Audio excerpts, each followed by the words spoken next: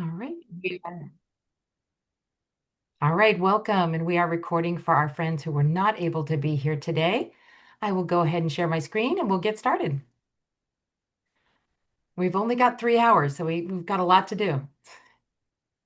All right, so again, thank you so much for being here. We are reviewing the Cal TPA Deep Dive for Single Subject and World Languages version 2. Today's August 2006. We just want to recap our little logo system. In green, we have our Cal TPA logos. That is single subject, world language, multiple subjects in PK3. In purple, we have our PK3 credentials. In orange, we have our 5 SPED areas: mild, moderate, extensive support needs, early childhood special education, deaf, hard of hearing, and visual impairments. And in that greenish teal color, we have our Cal APA. All right, our agenda for today.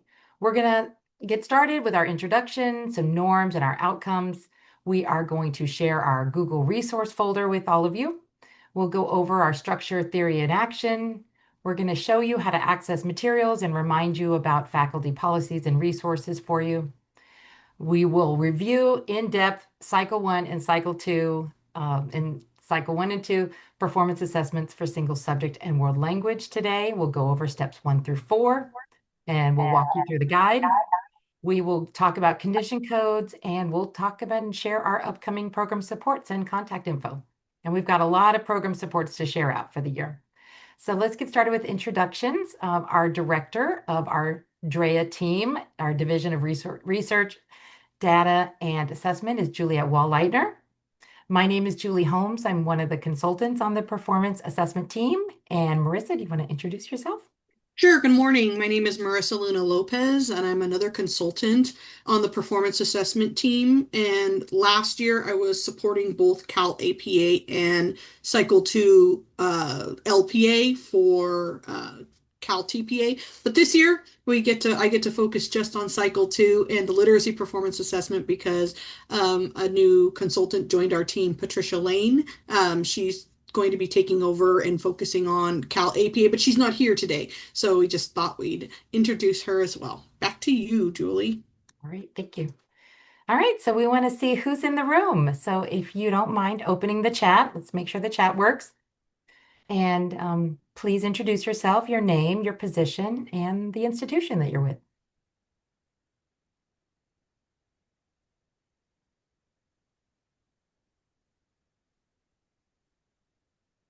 I can't see the chat because I'm sharing my screen. Oh, there we go. Okay, I'm starting to see those trickle in. All right, so welcome everyone. While you are taking care of all that, and it's good to see you, let's talk about our norms for today. Just please keep microphones muted unless you're speaking. We will stop and pause for questions, I promise. Use this chat feature.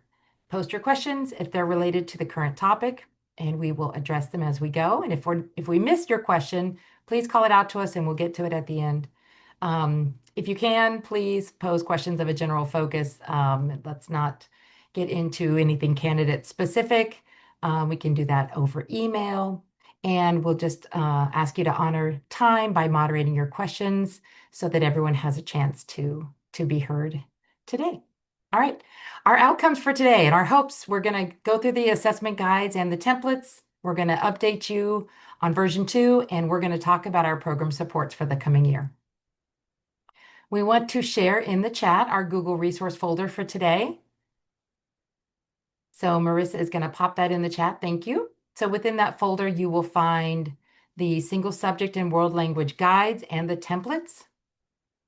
You'll find the ADS, which is the Annual Data System User Guide and Overview. The Results Analyzer Navigation Guide as well, if those Result Analyzer data comes to you. And so if you need a little quick refresher on that. And then at the end of today's presentation, we will PDF this entire presentation and put it in the resource folder for you to go back and watch at a later time. So we will wait till the end though. It's not in there yet, so just hold on. All right, our Cal TPA structure and theory of action. We have 2 cycles for single subject and world language, depending on which credential area your candidates are seeking. Cycle one is learning about students and planning instruction, and it goes into depth about how candidates are getting to know their students and their planning. Cycle two is that assessment driven piece. And so Marissa will walk you through, I'll walk you through cycle one, and Marissa will walk you through cycle two, and we'll go through the 4 steps of plan, teach and assess, reflect, and apply.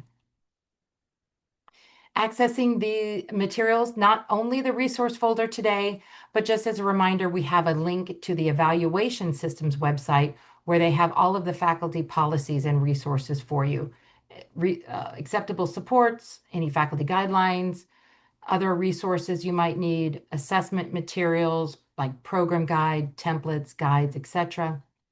And I believe as far as those assessment material goes on the evaluation systems website, that will be up and running in a few more days. There was a little bit of a delay where it was up and then taken down. Yeah. We're going to talk about that. But Maybe we we should also, touch on that. do you I would want say to maybe we should go touch on address that that now? now. Go for it. Yeah, Julie, because we're getting questions in the chat.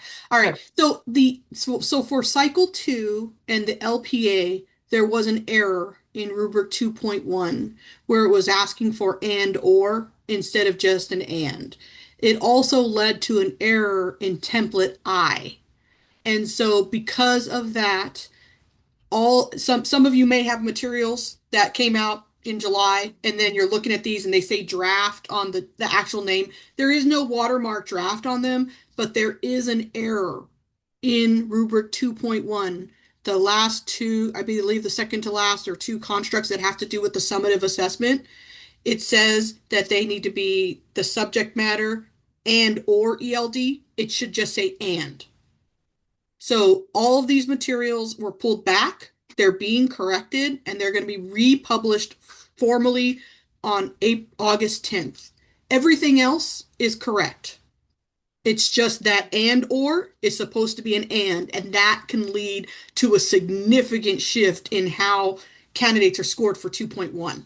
So that's why it's being corrected. Apologies for the late catch. Unfortunately, it was different. And we have 18 different guides that we are managing. 9 of them are cycle 2 LPA, and it was caught in some and not in others. And so, in order to align and make sure this year gets started out right, that is what is happening. Now, the name says draft, but there is no watermark draft mark behind them. These are the templates. The only difference is in looking at rubric 2.1 and template I, and I think it's only for multiple subjects in PK3 that it's going to have to get corrected. Everything else is correct. And we will make sure to send out an announcement about this. We are going to make sure to publicly put this on our website. We will be putting it on ES's website, the CTC exams website, to ensure that candidates are utilizing the right templates that are going to set them up for success. And if you want to set them up for success, just make sure you tell them their summative assessment needs to have components of both the subject matter and the language to support it. It has to have both. So thank you. Sorry, Julie, I didn't want to interrupt, No, but I just wanted I to make think sure that's we great. addressed it before we got a bunch of questions, and I want to make sure that everybody's got it clear. Are there any questions about that before we move forward? Yeah. All right, thank you. Oh, Okay. oh, I see a hand raised. Dr. Hayes Okay. White, Good morning, Marissa. How are good you? morning. Well, and you? Good. Yeah, I just want to make sure that explanation is written down somewhere so I won't have to go back and listen to the recording. Is that possible? Yep, we are going to be sending out an email blast. We're going to be putting in the PSD, or sorry, still call it the PSD, the EQ Weekly.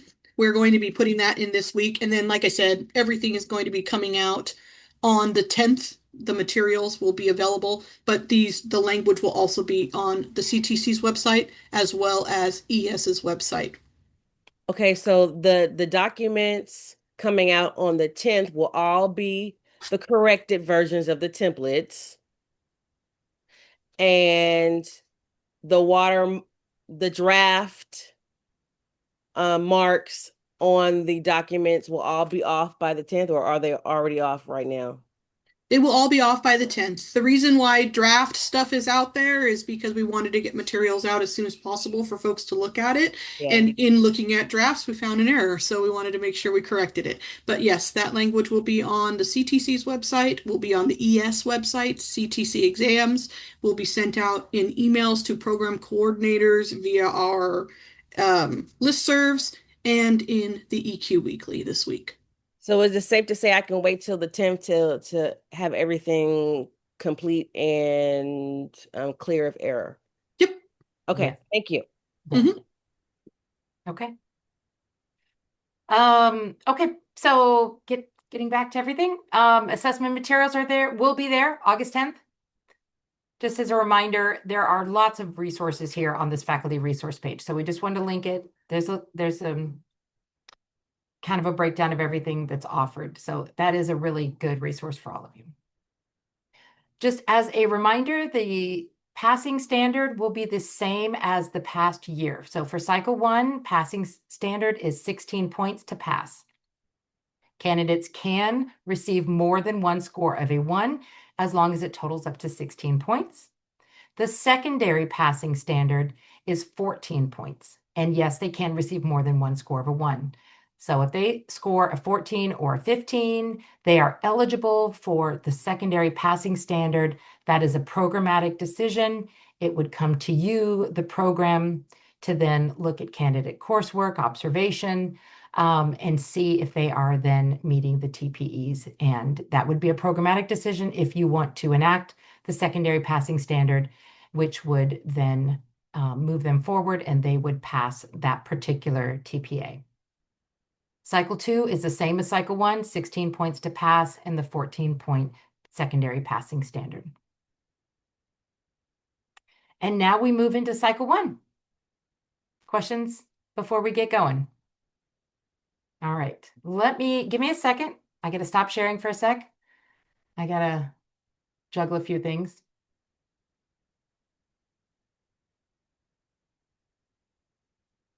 As I toggle back and forth, I'm going to share my screen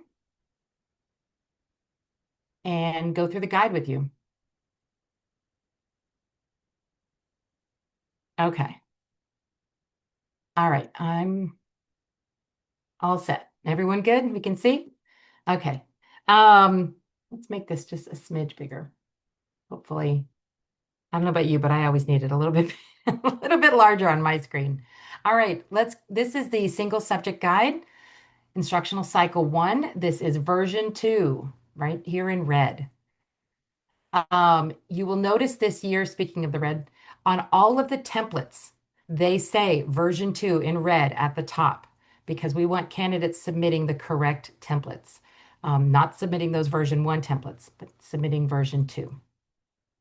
I am just going to kind of point out some big differences. When I get to rubrics, I'll talk about levels 2 and 3 because level 3 meets the TPEs and that's where assessors begin scoring. But then if there is vague or unclear information, it might go down to a level 2. And if information or evidence is not found, it might go down to level 1. So I will keep this general, but pointing out some differences. Hopefully you are all familiar with the assessment guide. This is your very best friend. This walks candidates through the entire assessment, as well as a glossary at the end. The first 11 pages are really helpful, and that is where candidates need to start. And you as programs, if you have an orientation or a class or something, that is the information to really share at the beginning. So let's get past the acknowledgements, content, table of contents, sorry.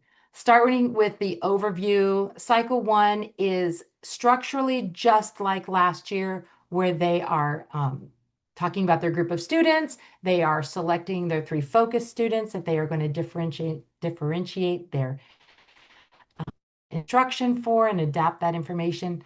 I'm sorry, it's too early. Adapt their instruction. And so you will see that kind of as we go through, the emphasis and critical concepts being differentiating their instruction, focusing on their content-specific instruction, their academic language development for the students, focusing on higher order thinking so that they have, to enhance their deep learning of the content. Let us keep going. Starting here with the overview, I'm just going to kind of highlight a little bit, if that's okay, and hopefully that's helpful to you. We did add to complete. This is for single subject or world language, Cycle 1. You are required to provide content-specific and academic language instruction to students in a single subject classroom. You are teaching a group. A group is 3 or more. I know that last year we said 2 or more, but we are finding that 3 or more is our definition of a group. And you are selecting those 3 focus students for whom you will intentionally adapt your instruction. Now, to be clear, because we get this a lot, a group is 3 or more, and within that group is the 3 focus students. Technically, if they are only teaching 3 focus students, that would be acceptable. That would be a group. If they are teaching a group of 20 students, and within that are the 3 focus students, that is fine as well. We are just keeping that very flexible for candidates because they are in all types of different settings. So starting with the overview, step 1, they are planning. 1 is half the assessment. So this takes the majority of the time, as I'm sure you are very well aware, because they are planning their 1 content-specific lesson. And they are selecting their 3 focus students, and they're writing and planning those adaptations.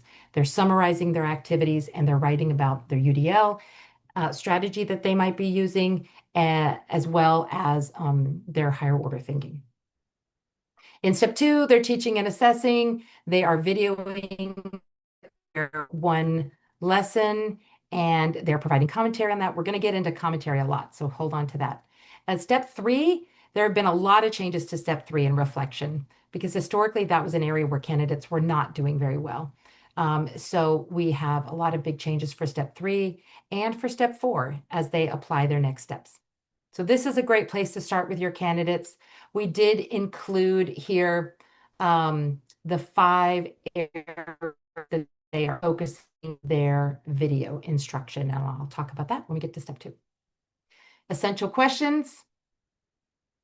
We also added at the very beginning how our rubrics are scored. This wasn't in the guide before, and we felt like this was a very important thing for you to talk about with your candidates so that they are very aware of how assessors navigate up and down the rubrics, how we start scoring at level 3, and we look for clear evidence. And if clear evidence is not found, then we might move down to a level 2. Once you move down to a level 2 in scoring, you stay in a level 2 unless any evidence was not found for one of those constructs, in which case it would move down to a level 1. So this is very important to kind of discuss with your candidates. This is also in the Cycle 2 guide as well. We have our evidence table. There are a few changes to page limits and template names, but overall, this is just like last year. I just want to point out that Part A has been changed and reduced down to 4 pages. The lesson plan has been reduced down to 5 pages, and the focus student adaptation has been increased up to 10 pages. And we'll talk about why those changes are in place.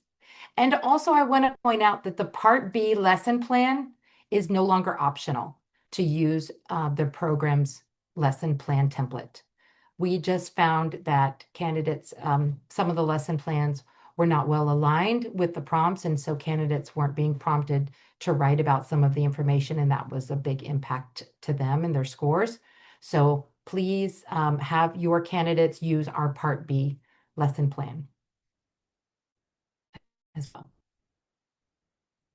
Then, because Marissa and I are in weekly office hours with candidates, so we talk to candidates a lot, and we would point out that there's a whole chapter in version 1 at the end called Submitting Your Evidence, and all the things that you need to prepare, and just all those technical things, just, what size font, how to label your videos and things like that, that they hadn't seen or weren't aware of because it's at the very end of the guide.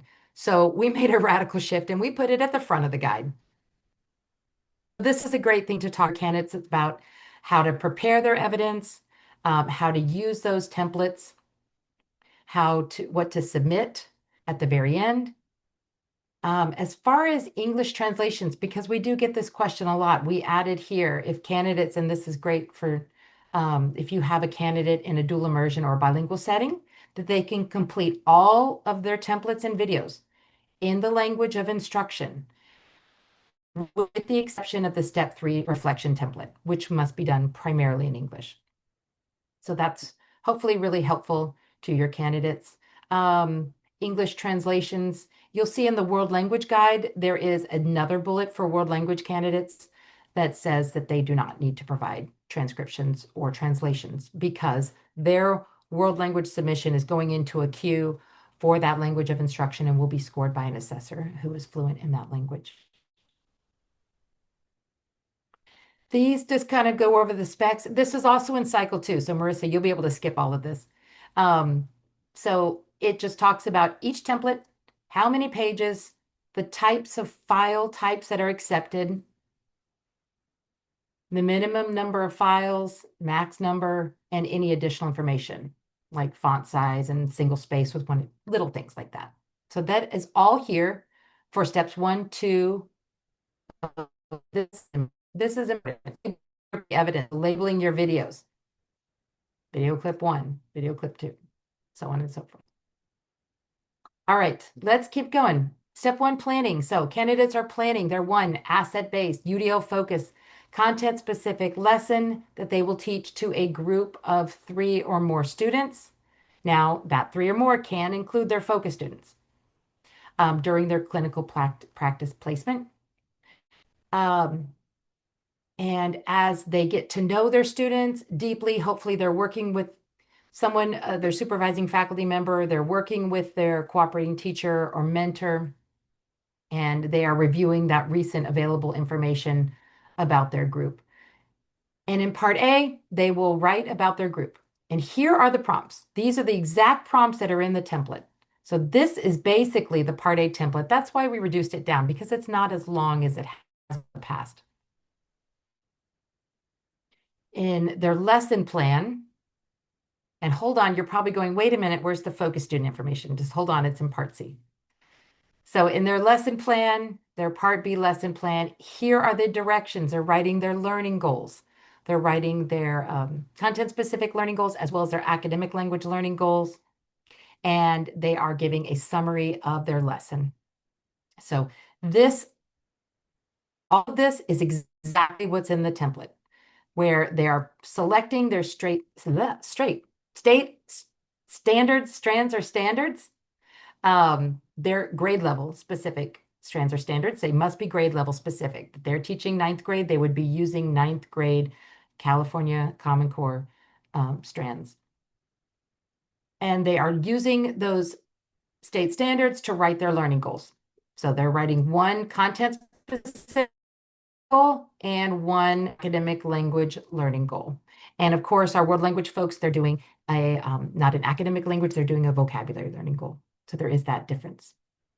We do provide examples. So use the guide, have your candidates look at those examples of how a learning goal might be written. And we also have academic language learning goals as well.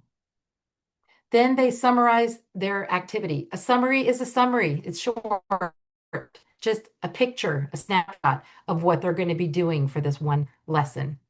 And then within that content-specific lesson, they are describing the following things: how they're supporting students in their content-specific learning goals, how they're supporting students in meeting the ALD, how they're monitoring progress, connecting the content to the students' recent learning and understanding, how they're creating safe positive, so leveraging assets. So go on down this list with your candidates as well. So here are those examples. So use these if your candidates are confused, because maybe it might be their first time writing that learning goal, and how to base it on the state strands or standards that they have selected.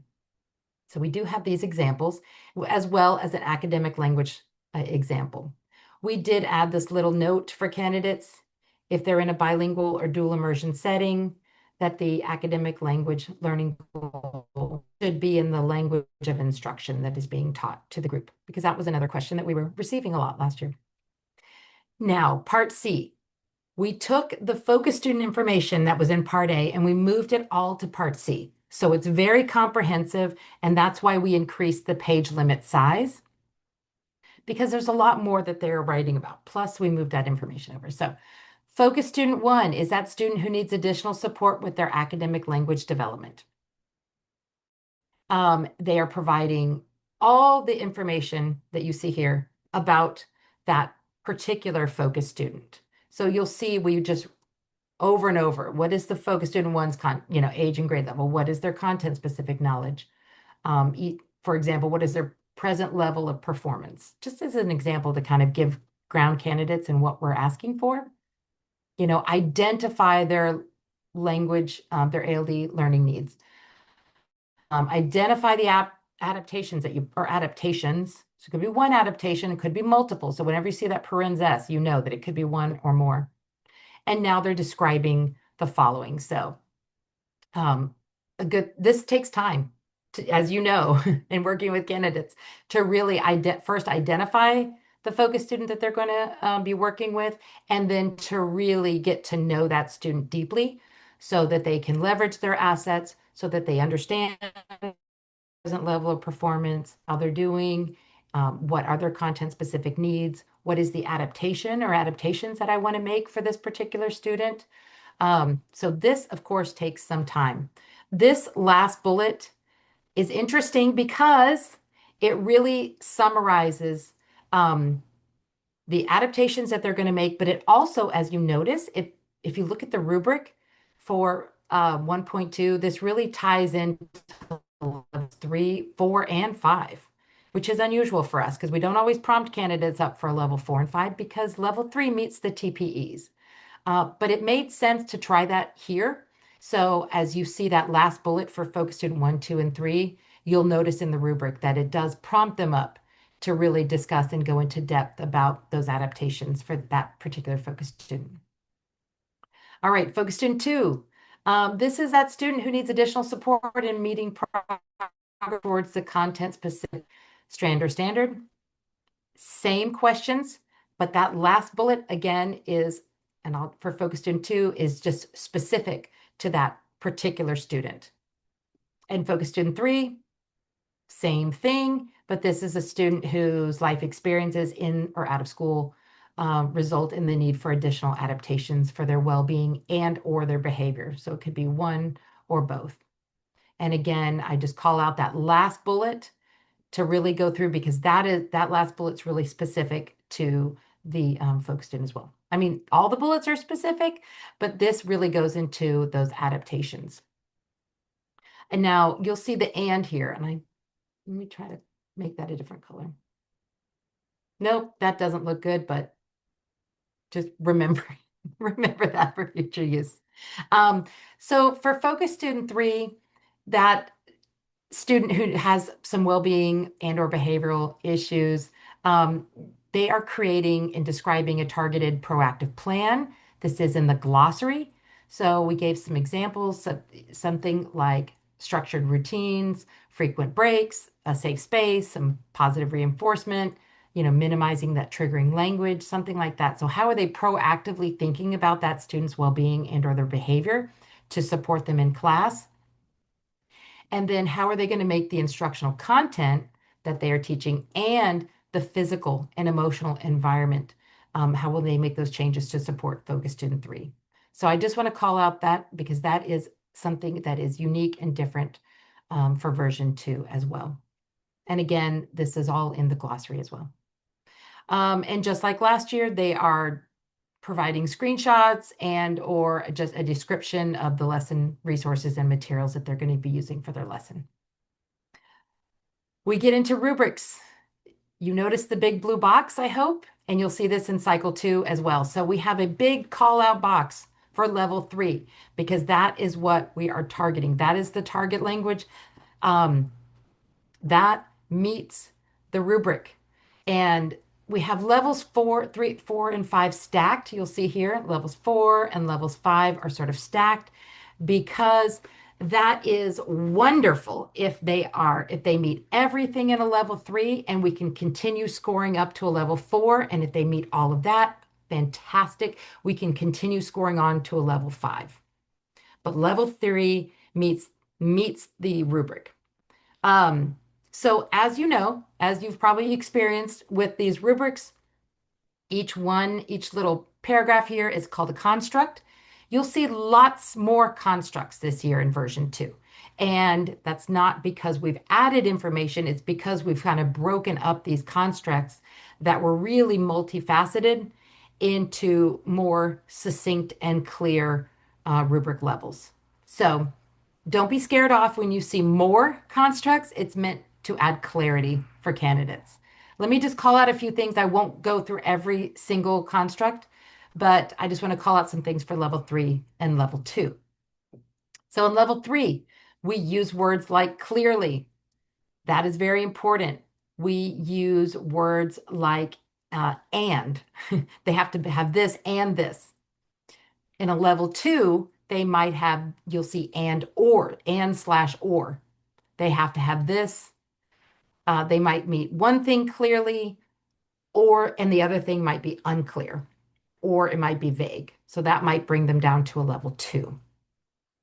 So that's why you'll see ands predominantly in level 3 and ors in a level 2. So always start with the essential question with your candidates so that frames the rubric. It's a deconstruction of the entire rubric.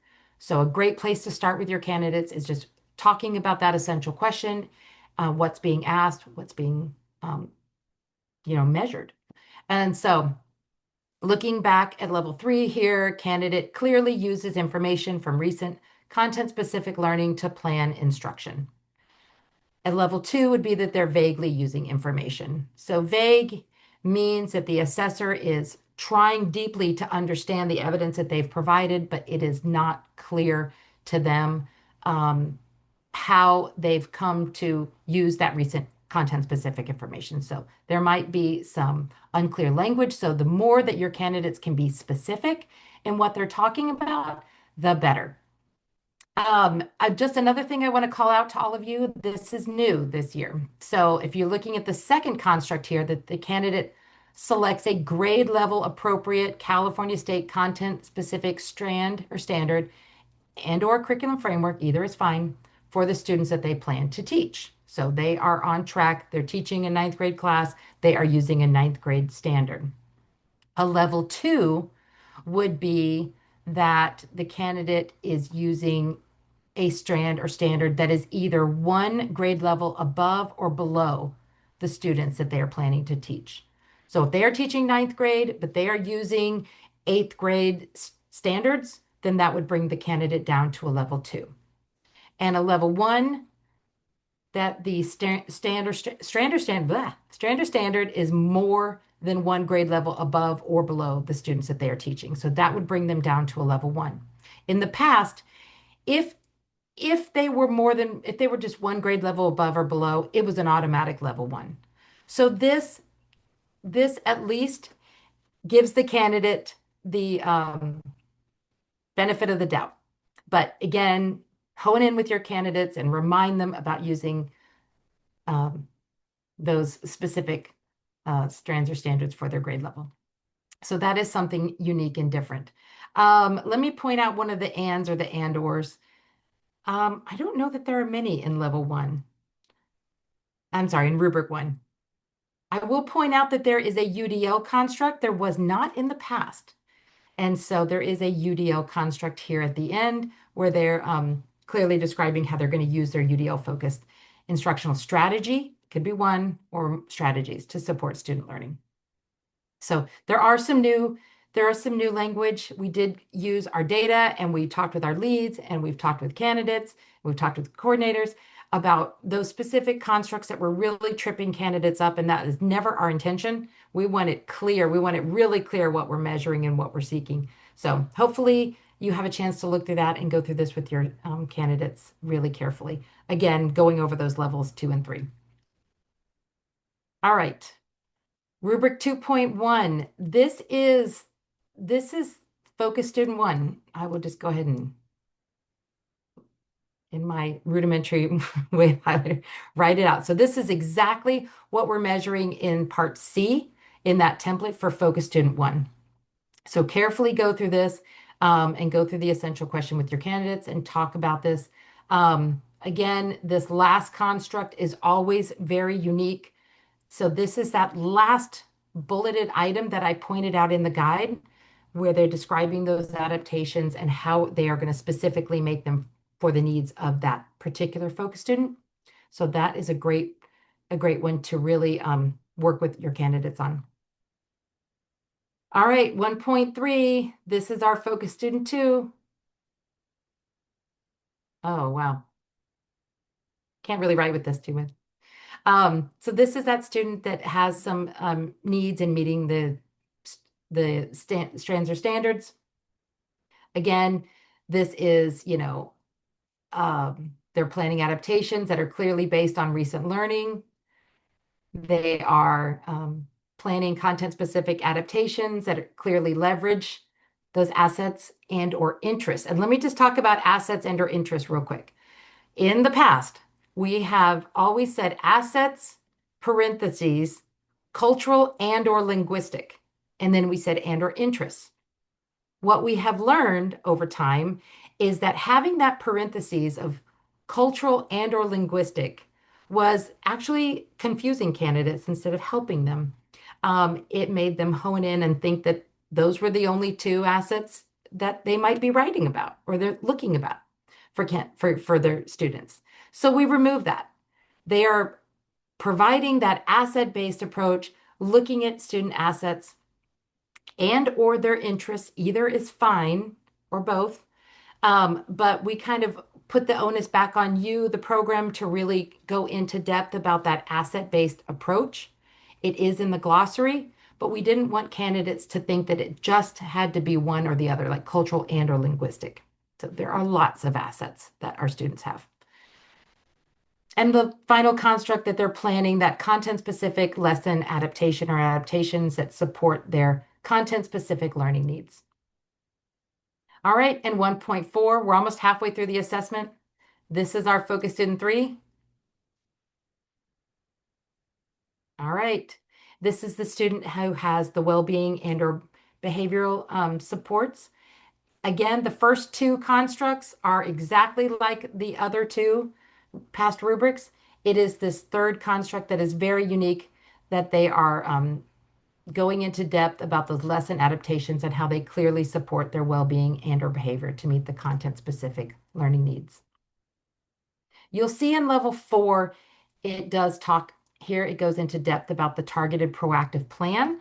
Remember I mentioned back in focusing 1, 2, and 3 and the Part C template, how that last bullet was sort of incorporated levels 3, 4, and 5. And so this is where you see that integration where they have the adaptations here. So if they meet all 3 of these constructs for level 3, then we would continue scoring on to a level 4 and look at their targeted proactive plan.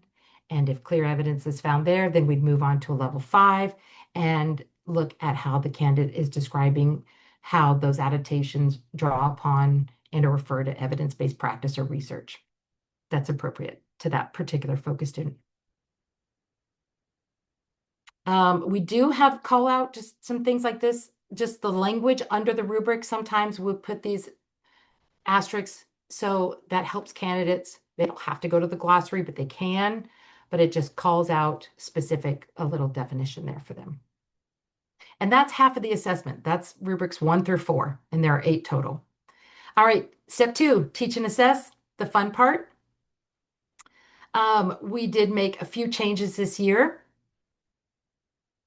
As far as their Part E video clips, we wanted to be really clear with candidates. So across your clips, and they can select between 1 up to 3 clips. It's their choice, but no more than a total of 15 minutes. So across their selected clips, because we don't tell them how many they can't submit more than 3, but we don't limit them. Across these 3 clips, they are going and demonstrating these 5 things: maintaining a safe, positive learning environment, engaging the students in higher order thinking during the content specific lesson. They're using a UDL focused strategy or strategies. They're implementing strategies to monitor students' progress, and they're responding intentionally to support student learning. So those are the 5 things that they are demonstrating across their video clips that they choose to submit. Commentary is very important. Commentary must align to what is being demonstrated in the clips. So we must see it demonstrated in the video, and we must see it described in the commentary. So they demonstrate and describe what they're doing, because it's not evidence if we don't see it and the candidate is writing about it, if it's specific to the prompt. So again, any commentary that does not align with the video is not considered as evidence. Again, these are the 5 prompts. These are exactly the same as on the page I just showed you. What they are doing in their commentary is they are describing 3 things, and I'll show you the template: what they did, why they did it, and the impact on student learning for all 5 of these things. And they're providing the video clip and the timestamp. So let me pull up that template real quick. Hold on. So here's the part of template. And this looks identical in cycle 2. It just has different prompts, of course. Describe how you maintain a safe, positive learning environment. So they're writing their video clip number. This might be seen in video clip 3. They're putting the timestamp. So this is at 3 minutes, 42 seconds to 5 minutes, 10 seconds. They're describing what they did. They're describing why they did it, and they're describing the impact on student learning. And candidates are not limited to just one table. So if there's multiple places that they want the assessor to see how they are demonstrating and describing how they maintain a safe, positive learning environment, they can just copy this table and paste it below in the template. So there can be multiple tables for 1, 2, 3, 4, and 5. So this is a very new template, but we think that this is a lot better than what we had last year in version 1. Our apologies, because version 1, they were writing to the video clip and describing everything in the clip. Instead, we want the candidate to take us right to where they want us to see in the video where they are demonstrating that. And then use this commentary to go into depth about the why and the impact on student learning, because we can read what they planned in step 1, we can see what's demonstrated in the video, but we really don't fully understand all of the why until they go into depth in the commentary. And so this has the 5. And just as a reminder, assessors have to watch the entire video, and they do watch the entire video. And then they go back to where the candidate has pinpointed the area that they want us to see. All right, let's keep going. So that's step 2. Here are the rubrics in 1.5. Again, there are 4 constructs there, and you will see this is new this year. It says demonstrate and describe how they clearly maintained a safe, positive learning environment. So they have to do both. They have to demonstrate it in the video and describe it in the commentary. A level 2 would be an unclear demonstration and or a description. So they might have a very clear demonstration in their video, but they might have an unclear description in their commentary, or vice versa, and that would bring the candidate down to a level 2. Okay, I'll keep going. 1.6, this is the last rubric in step 2. This is all about engaging those students in higher order thinking during the lesson and monitoring and responding intentionally. Again, you'll see that clear demonstration and or description of how they engage students in higher order thinking, and how do they provide a clear demonstration and description of how they monitor and respond intentionally. Just calling out the unclears and the and/ors is really, I think, going to be helpful to your candidates. Okay, and that wraps up step 2. I think I'm doing okay on time. And I will get to questions, I promise. I'm not looking at the chat right now, so forgive me. Step 3, reflect. like I said, we did a really big overhaul of step three. And so I'm going to kind of show you the prompts and then I'm going to show you the rubric. So don't hold your breath, but there are some changes. We wanted to use really clear, plain language for step three.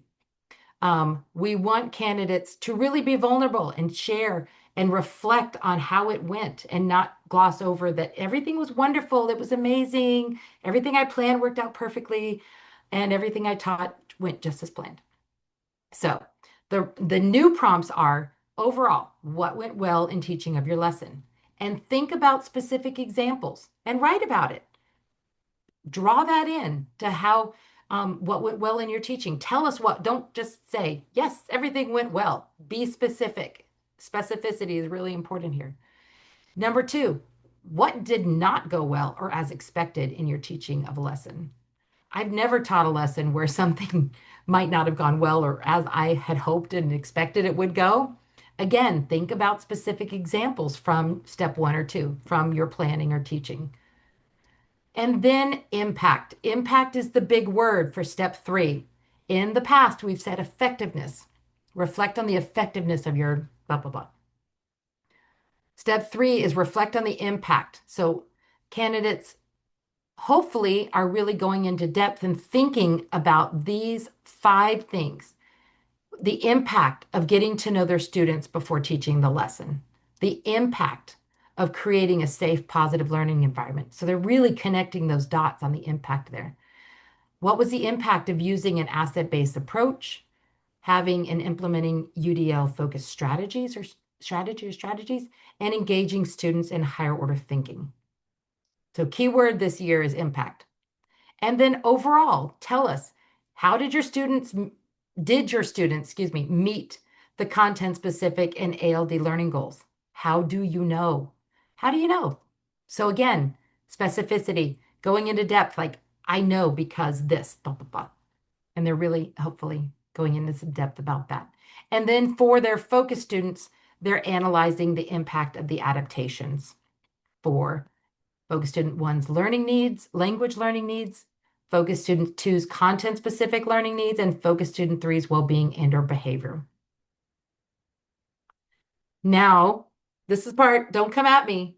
This is the rubric for step 3, but I think you're going to find this year that is much more clear because, again, we took those constructs and we broke them down so that they are very clear. So you will see more, but they are more clear. So for 1.7, level 3, candidate is clearly reflects on what went well and what did not go as well or expected. A level 2 would be a vague reflection on what went well or what did not go well. Again, so they are clearly reflecting on the impact of getting to know their students, or level 2, their vague reflection on impact of getting to know their students. So I know it looks like a lot. Again, call out to your students the ands. So for this one, last construct, they're analyzing student progress in meeting the content specific and the ALD learning goals. And a level 2 would be a vague analysis of content specific and or the ALD. So they might have gone into great depth about the content specific, but maybe vaguely analyze the ALD learning goals and student progress there. So that would bring them down to a level 2. Okay, that's step 3 and step 4 as they apply what they have learned. We have 2 prompts for the group and 1 prompt that is just about their focus students. So they're describing what they learned throughout the cycle, what went well, what did not go well. And they are using a specific example or examples from steps 1, 2, or 3 to justify their next instructional move for learning. In the past, this said refer to evidence. And I don't know about you, but I think that that was a little confusing to candidates. They didn't understand maybe refer to evidence from steps 1, 2, or 3 and what we were asking for. So we're being very clear. Use a specific example from their planning, their teaching, or their reflection that helps to justify their next move for what they're doing next in the math lesson. I'm sorry, the content specific lesson. And number two, for the group, they're describing their next content-specific activity that they're going to teach to this group to advance their content-specific and ALD learning or vocab for our world language folks. And again, using a specific example or examples to justify their next move. And for their focus students, they're writing about how they'd continue to support their focus students' learning needs during the next content-specific lesson or activity. Thinking about how they're going to leverage students' assets and or interests, and again, using an example. So we really want them to get into that routine in step three, reflect. It really prompts them up to be thinking about those specific examples. And if the more they're specific, the better, as far as clear evidence. And then in step four, they're really drawing upon those evidence, those examples to really justify what they're going to do next. And the rubric for 1.8, starting with level 3, their application of next steps clearly describes what they learned. Their application of next steps describes how they would advance the content-specific and academic language learning for the group. A level 2 would be that one would be vague. So they might have fantastic definition here of their application for content, but ALD learning for the group is unclear. And our third construct, their application next step clearly describes how they're going to continue to support the learning needs for all 3 focus students. And a level 2 would be vaguely, and we have an and or. So if they have a vague description here for 1 or 2 of those focus students, and that would bring them down to a level 2. So hopefully, again, this helps you with scoring and understanding, explaining to your candidates kind of how the rubrics are scored. And the last construct, they're using a specific example from steps 1, 2, or 3 to justify their next move. So again, we're just looking for one very clear, specific example of how they're justifying their next move for instructional learning. And let me kind of pause there. I'm going to stop sharing just for a minute so I can see your faces and look at the chat. And To say you got nothing but compliments, Julie. Really? Oh, it looks that's good. The way to end looks the presentation. Good. I am so happy to hear that because we really intentionally worked with our leads, looked at the data, listened to candidates about what they needed from us to be clear in these rubrics and in our instructions and in our language. And we listen to you guys. You guys tell us all the time the things that are unclear, and we do listen. So version 2 is very intentional, I think that you'll see. We're not there's no gotcha here for candidates. We really want them to deeply get to know their students. We want them to differentiate for those 3 and create those adaptations based on their needs. We want them to write about it. We want them to teach their lesson. Their lesson that they teach doesn't have to be perfect. It never is. It's okay. They don't need to keep video recording until they get the absolute perfect lesson. If a student is acting out or something, it's okay. As a reminder to all of you, on sped up videos, we're seeing more and more sped up videos where the candidate might increase the video so that they kind of sound like, like, because they want to get through and they want to crunch more into the video time. And if they do that, and I'm sorry, I'm jumping ahead, Marissa, it would be condition coded because we can't score that. We can't hear that. So it does need to be at normal speed. So just kind of keep that in mind. Again, we moved a lot to the front matter so that you can go through that with your candidates and really be clear about the expectations and the specifications, because I'm kind of that type A person. I want to know exactly what's being asked of me before I start something. And so hopefully that's clear to your candidates and helpful. And as far as navigating the level 3 and what might bring them down to a level 2, because sometimes when I'm looking at a rubric and I'm writing or doing my work, to meet that goal, I want to know what might bring me down in scoring. So I want to stay on track and make sure I've got all of the level 3 before I consider the level 4 and then the level 5 writing. Okay, Marissa, did I miss anything? How Let's is say, do you want to pop back over to the presentation? There's some slides about reminders about some of the shifts from Thank version you. 1 to 2. I know you talked about them when you were looking at the guide, but I thought maybe you might want Uh, to just catch I those before, yeah. before I kick it over to you. Okay, reminders.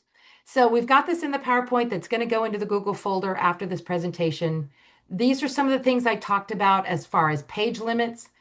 There used to be the automatic in rubric 1.1, there was that automatic level 1 if they didn't use a grade level standard. That has now been integrated into levels 2 and 3, levels 2 and 1, because remember I talked about if they're one grade level above or below, that would be a level 2. And if they're more than one grade level above and below, that's a level 1. Part A template has been decreased from 7 pages to 4. The focus student section has been moved from Part A to Part C. The page limit for Part B has decreased from 10 pages to 5 because we really made those prompts a lot more succinct. And the Part B template is no longer optional. The Part C, which is the focus student template, that has increased from 7 to 10 pages because we have added that extra section from Part A. And then the Part C focus student section, yeah, has been moved to this template.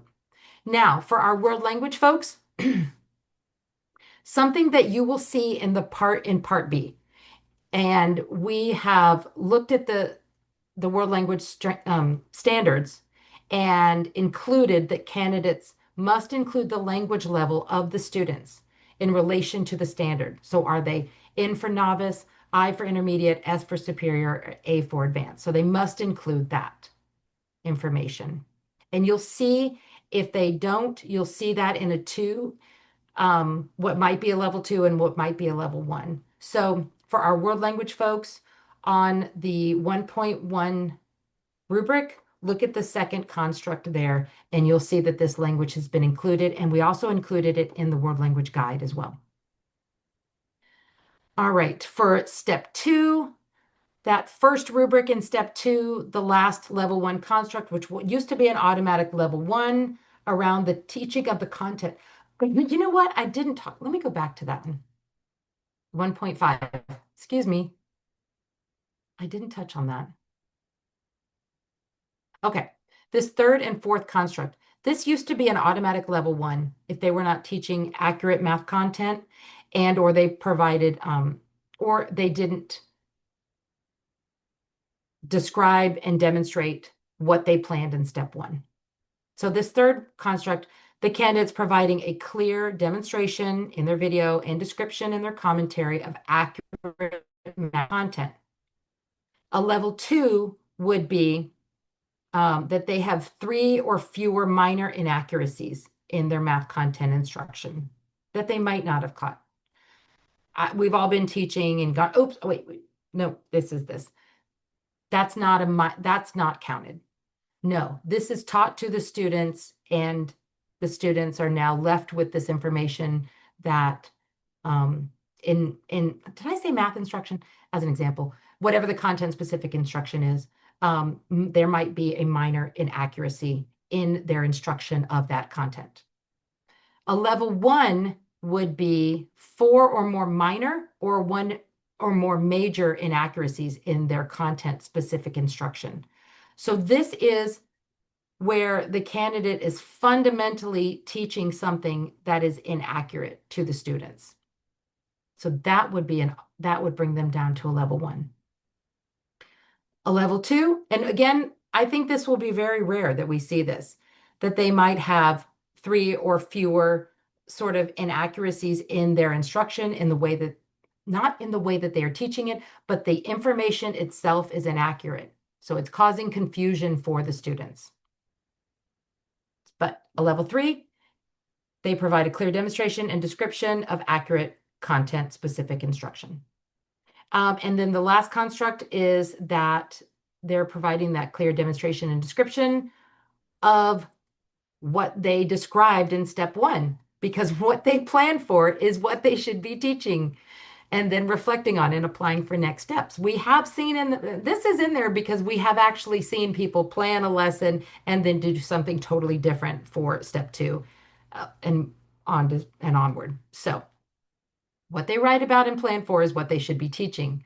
A level two would be an unclear demonstration and or description of that content specific lesson that they planned for in step one. So if like what they planned in step one is it's a little unclear that that's what they're still teaching when we get to step two, then that might bring them down to a level two. And a level one is that the candidate did not demonstrate and or describe the content specific lesson that they described in step one. So if it's completely different, it would bring them down to a level one. Okay. And I am sorry, I went to, let me go here. So this just describes that rubric 1.5 that used to be a level one and it has been integrated into levels 2 and 3. The Part F commentary is aligned by prompt, not clip. And each prompt asks for the clip number, the timestamp, what they did, why they did it, and the impact on student learning. And rubrics 1 and 5, the candidates are required to demonstrate and describe. We talked about that in depth, sorry. Step 3, the page limit has decreased from 7 to 5 because we really went to that really plain language and we removed a lot of prompts from step 3. And the candidates are now reflecting on impact versus effectiveness. So that is another big change to note.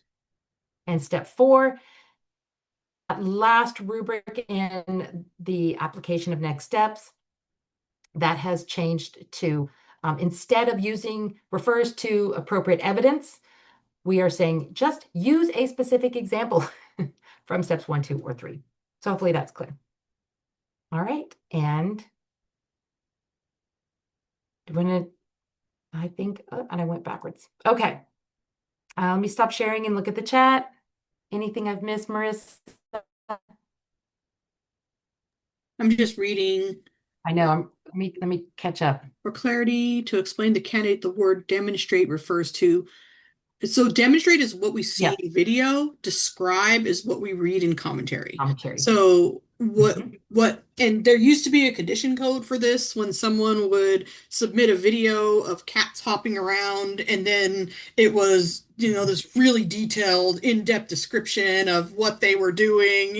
There used to be a condition code for that, but we didn't have it. And so what we did was bring this to this construct and saying, we need to see what you're saying, because what I would think might happen for a candidate is, unfortunately, maybe they go in there and teach a lesson and then they don't realize that they had to just demonstrate something, and so they just tack it in. Or they'll say, the video limit was only 15 minutes, so I did this after the video, and they'd write it in the commentary, and there's no way for an assessor to truly say, yes, this happened. And it is performance assessment, it is a video, and so we wanted to tie those pieces together. And you'll notice, like in a level 4 and level 5 construct, they don't necessarily all say demonstrate and describe, because a level 4 and a level 5 in that space should be more of what we already asked for in a level 3.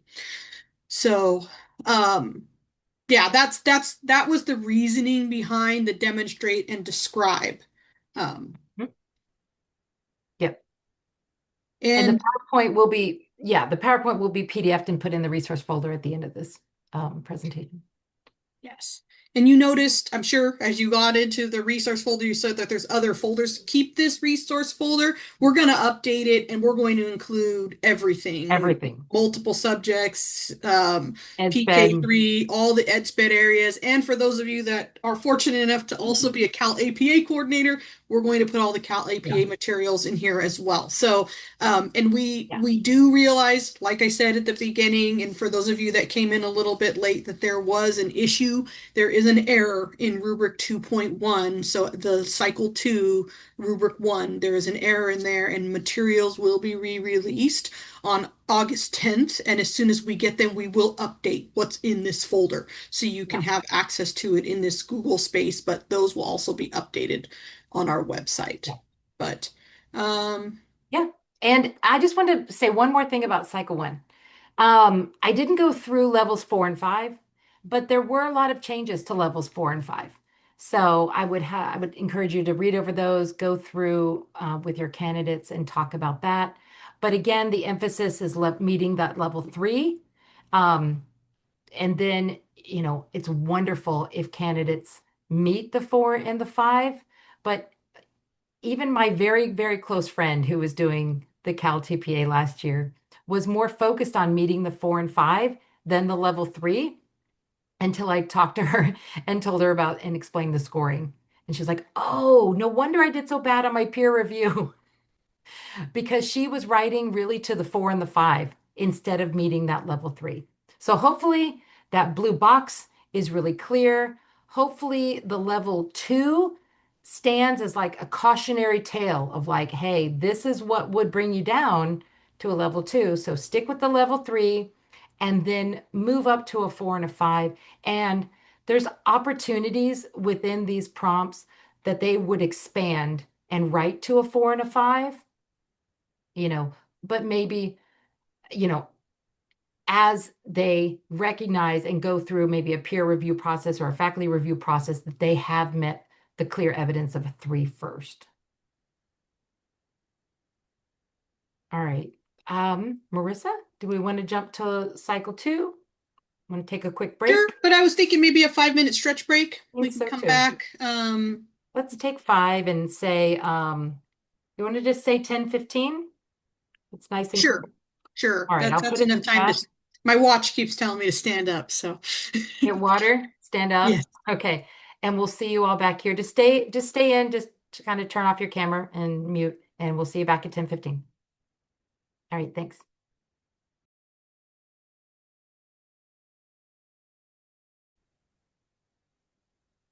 All right. Now it's time to talk about cycle 2. Cycle 2. Julie, if you could pull up the PowerPoint, that'd be greatly appreciated. All right.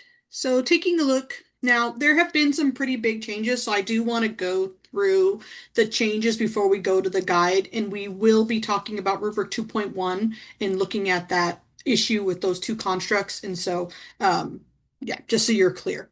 But let's go ahead and go to next slide, please. All right. So for single subject and world language, some of the big changes are to do with the learning segment template. It has been renamed to a unit plan. The candidate is going to complete both the scope and sequence and their lessons in a 20-page limit. So last year it was 5 pages per lesson. Now it's 20 pages for scope and sequence and 3 lessons. And you'll notice it says 3, not 3 to 5. We're now just saying 3 lessons and scope and sequence. The candidate can have one lesson that is 8 pages, one that's 2, whatever combination they'd like, 10, 20 pages across the entire template. And one thing we did see last year was the template was in tables, and then if the tables, they didn't go across pages. And so if a candidate's table was too big, it would jump and leave a bunch of blank space, and people were concerned about the page limit. So we actually took the template out of tables. So they are by prompt this year. Um, Another major shift is via the scope and sequence. Um, oh, oh, where'd we go, Julie? It's okay. Sorry, Marissa. My bad. Realized I wasn't in presenter mode. Oh, okay. Yeah, no worries. There Okay, we go. so there we go. Oh, sorry, back up one more. All Back right. up to the step 1. Yeah, thank you very much. Okay, so instead of identifying a content standard for each lesson, candidates will identify content standards for the unit. Because what they are supposed to be doing in cycle 2 is assessment-driven instruction, and it's supposed to build upon itself. And so by identifying those content standards and developing a goal for the unit. So what is the end game? What is the summative assessment? What is the last thing in this unit? That's what we're measuring. And the lessons should be building up to that piece. Another key thing. Oh, did somebody? I thought I heard something. Another piece here is that there will no longer just be one formative assessment that's asked for in that template C where they were describing the summative assessment and the formative. They will be asked to identify a formative assessment in each lesson. So they will need to conduct that formative assessment component piece throughout the unit. They will also no longer be asked to complete their summative assessment in that third or final lesson. The candidate is to do the summative assessment after they teach the 3 lessons. It's challenging to see a progression of learning if they only have 2 lessons before they get to that summative assessment. Christy. So, thanks, Marissa. So are you saying that for for each lesson, they're no longer asked to do like a daily learning goal for each lesson? No, they're absolutely asked to do a goal. They don't just have to identify specific standards. So they don't have to go standard, then goal. They would just identify standards at the beginning, and then for each lesson, it would have a goal. Okay, perfect. Thank you. And like I said, in part C, this is where they're going to be discussing the summative assessment. Formative assessments are going to be described within each lesson. And part D does have a page limit now. It says up to 3 pages. It is something that a few folks have said, that might not be enough because they may have, more space. So we will be discussing getting some more information out. But candidates should be uploading a blank copy of their summative assessment and the rubric rubric or performance criteria in that step. But if they need additional space, that's a conversation that we're going to have about that page limit there.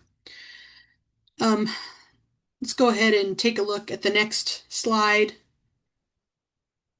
And it'll all get more clear once we get to the assessment guide, but I did want to kind of front load you for this. For single subject, the emphasis areas that we're looking for in video clips 1 to 4, and it remains 20 minutes. It remains 1 to 4 video clips, but we're looking for deep learning of the content, UDL, leveraging assets and our interests, and active engagement. And for single subject, integrated ELD, and monitoring instruction and responding intentionally for both world language and single subject. We don't have ELD in world language. Commentary again is aligned by prompt. We're asking for clip number, timestamp, what the candidate did, why, and the impact on teaching, just like was described for cycle 1. Let's go ahead and take a look at the next slide. So a major thing that was an issue last academic year is candidates not submitting the focus students' summative assessment. They were just submitting a rubric, or they were just missing a major component of this because assessors need all the evidence to be able to make a judgment based on rubric constructs. So this year, the biggest condition code that I hope will not be an issue, but an issue has been that people are submitting incomplete submissions. And when I say incomplete, I mean that it's not that they forgot to answer one prompt or something like that, or more than one prompt on a page. It's just completely missing. And so when we need candidates to either record or collect that summative assessment. So if it's a process or a presentation, they need to record the summative assessment of their focus student. If it's a product, they can collect that, they can scan it, PDF it, they will upload it in this step. So Part H prompts have been updated to include a table here because a group is 3 or more. We're asking for the candidate to work with 3 or more students. And there has been a page limit increase from 4 to 7 pages because the table was brought back, for those of you that remember version 7, and some of those prompts have been brought back in that space. And let's go ahead and go to the last slide in this section. And the biggest difference here is just that commentary template has been updated with the new format. The rest of the materials remain the same. All right, Julie, do you think you can pull up the single subject assessment guide for cycle 2?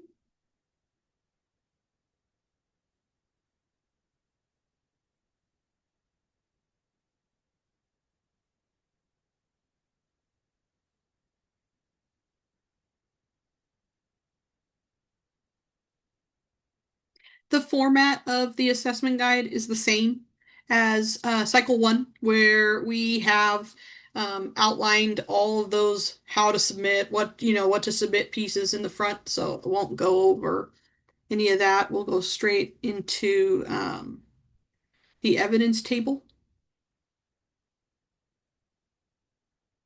All right, Marissa, I got it pulled up. Perfect. Thank you. All right. So Want we me to can, highlight as I go for you? sure, that's always nice. Okay. All right, we can keep going down.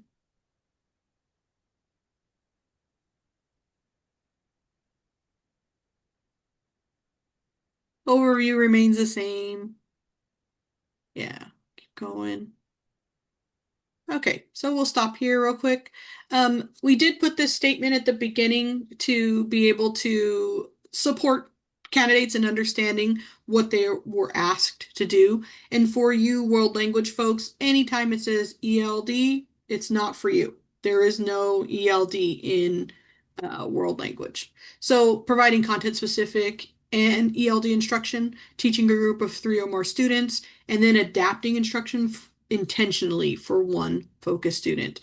And looking at the plan, we ask candidates to review and describe recent available learning and assessments and relevant contextual information for that group, 3 or more, right?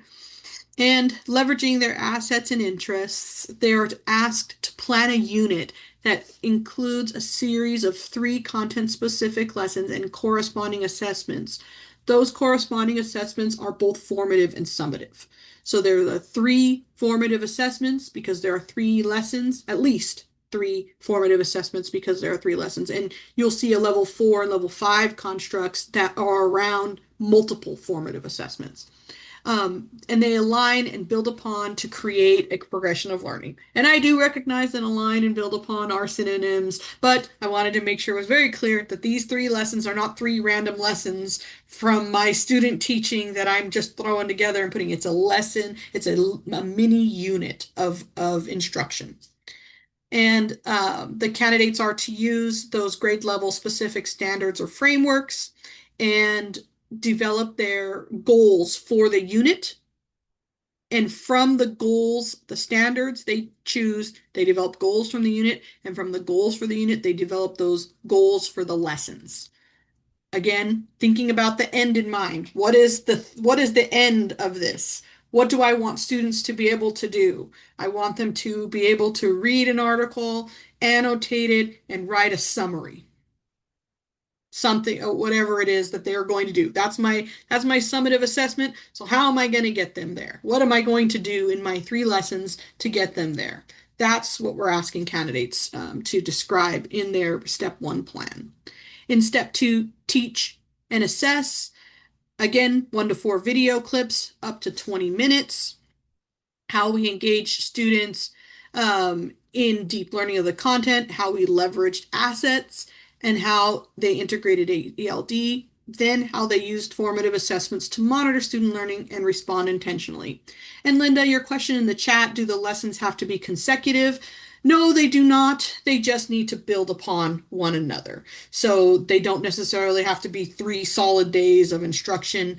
Sometimes a lesson can take 2 days to get through, just depending upon the students. But I would say that the candidate should record all components of the lesson, because even if they were intending for one part of the lesson to give a strong piece of evidence of, for example, ELD instruction, but another component was stronger, they may choose to submit video there. So the lessons do need to align. They need to build upon each other. They have to have a progression of learning, but they don't necessarily have to be, one day, one day, one day, because we also recognize that there's a lot of different systems out there and a lot of different ways that teachers teach.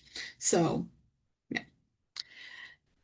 Then the step 3 is where a candidate is going to do reflection. And again, that impact that Julie was describing in cycle 1 is going to be a major component. Another point of confusion for some folks around steps 2 and step 3 were the videos. The candidate was asked to provide specific actionable feedback in video and then provide specific actionable feedback in step 3 around the summative assessment. That has been shifted. As you noticed, the video emphasis areas are different. Specific actionable feedback is only now in step 3. So the candidate is asked to, after they administer the summative assessment, to score it using the rubric or performance criteria that they provided in step 1, then provide that specific actionable feedback to their focus student, then analyze and reflect upon the results of that summative assessment to determine next steps and think about the impact of their instruction and any changes that they might make if they had the opportunity to teach this again. See, put the resource folder in the chat again. Okay, and so step 4, and this is where they're asked to analyze the focus student's performance during the unit and either reteach or extend the follow-up instruction to move that student forward. Now, a question we often get is in step 4 video, is it okay for the candidate to just pull the focus student? Absolutely. Yeah, they can absolutely pull the focus student and work one-on-one with them about something very specific, or they can pull a group. And in this space, the group is defined as 3 or more, but the big piece is that the follow-up instruction needs to be intentionally planned for that focus student. So they can potentially pull, a group of, 5 to 7 students and the focus student in there, and because they all had a similar need, and work with them so that way the student doesn't feel targeted or, othered in any way, or they could just work with the focus student one-on-one and address the either extension or the reteach component that they saw because they noticed something when they looked at their summative assessment. Right. Any questions about these overview pieces? I know it's a bit of a shift. Christy. Marissa, I was just gonna say about the table coming back. The table leaving was something I personally enjoyed. So the table coming back is fine, but I'll tell you what was confusing, and I just wanted to see if you might be able to help me address this with students. So what we're trying to teach them, obviously, in teacher education is that obviously their summative assessment needs to be a direct reflection of what they've taught. Obviously, like that's not rocket science, right? But what happened with the table last time was by the time they got to the reflection piece, they were like, okay, so I'm going to put my learning goals for each of my days. But there was a disconnect between, they were like, but how do I know how many? So, like, my summative assessment does assess what I taught on day 1, 2, and 3, let's just say. But they would have needed, but there was that disconnect between, like, but how do I know via my summative assessment exactly how many kids demonstrated each of these skills? Right. You know what I mean? that It's almost was like you have to have designed your summative assessment specifically knowing that what was taught on each day was that where the students were demonstrating proficiency on each of those skills. And I feel like there's some kind of a disconnect between the student, like our like students not really knowing how to do that exactly. Right. And the Sense? table is not that, but the table says very specifically is what is your goal for the unit? What was your goal for the unit? And you're supposed to have designed, the candidate was supposed to have designed their summative assessment based on their goal for the unit. So they know they don't put goals for each lesson into the table. They will have two goals that they will put into the table if they're single subject, their content specific goal and their ELD goal. Okay, I must have missed that because I was just looking at it and I That's the thought, error that's in table. That's the error I was talking about in 2.1 oh, and template I. I promise you, it is not, yeah, that when it gets reprinted, it's oh, oh, oh, going to oh, oh. just say list your stuff. That's where the Oh, I problem see is. it now. I see Yeah. it. I see it. Okay, Yeah, thank you. yeah, I as a faculty member teaching that was extremely confused by Yeah. that.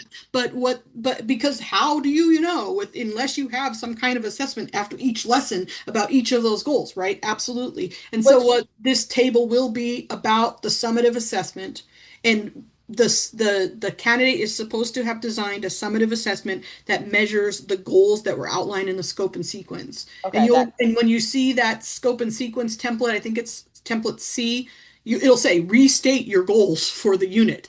yeah, How is this going to measure? Because we really want to pool because what was happening is a candidate was developing a summative assessment based on their third lesson goals and it yeah, wasn't necessarily measuring right. lesson one or lesson two. And for the multiple subjects and PK and everybody else basically that has literacy as a requirement, they Hmm. were leaving out foundational reading skills. They were Hmm. leaving out additional things. They were leaving out ELD. It was not Yeah, appropriate. And so that was a major shift and the yeah. reasoning behind bringing some of this back and but clarifying it and making sure that it makes it make sense. Yeah, I just looked at the template again and I think I misread the template around what was being asked. And so yeah, I love that it's saying like overall. Don't get me wrong. I love that we're asking students to know how many of their students have demonstrated proficiency by the end of by the end of each lesson. There was just that disconnect between what was happening in each lesson and then what was being asked to be put on the table from the summative and how it related back to like it just was that missing piece, but the way it's designed now actually looks amazing. So sorry, you can disregard my question, but thank you for explaining that. No, and I know that was the reason I was like I want to get rid of this table because it's confusing. But really, when I think about it and when I had conversations about it with other folks, they were like, well, numbering it across a table of saying, okay, who met this one, who didn't, is helpful for some Yeah, people to visualize. It's not yeah, necessarily helpful for me. I'm not a numbers person with yeah. but for some people and for a lot of people visualizing it is supportive, but we did want to make sure we clarified that. And like I said, that template I and that 2.1 rubric, we will look at it. I will show you exactly what's going to get deleted and get re-released. And apologies again.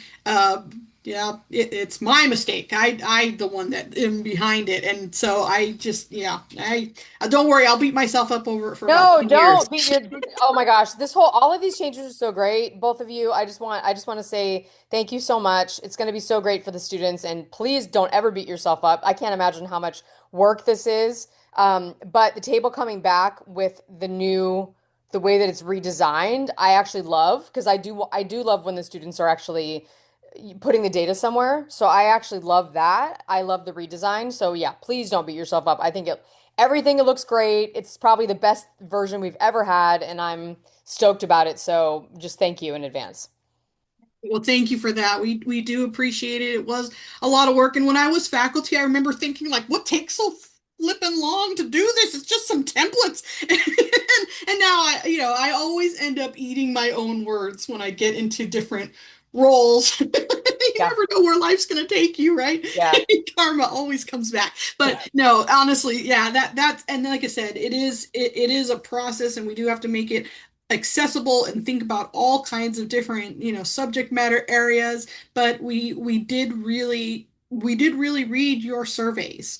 We really did listen to the comments that you've made. Some of you have given us so much of your time and we appreciate it because it does nothing but bring more eyes and more emphasis and more support on preparing new teachers and making this more of what we do. I was a teacher for 17 years, and 5 of those I was a teacher on special assignment, working as a teacher librarian and an instructional coach. And when I would go through some of these materials before I came to the commission, it didn't make sense. And so I would have candidates do something on a different template and then show them how to crosswalk it to what they had to do. And that's absolutely not what we should be doing. We should be doing more of what makes sense. So thank you again for all of your time, energy, effort, comments. We do read it. We do care.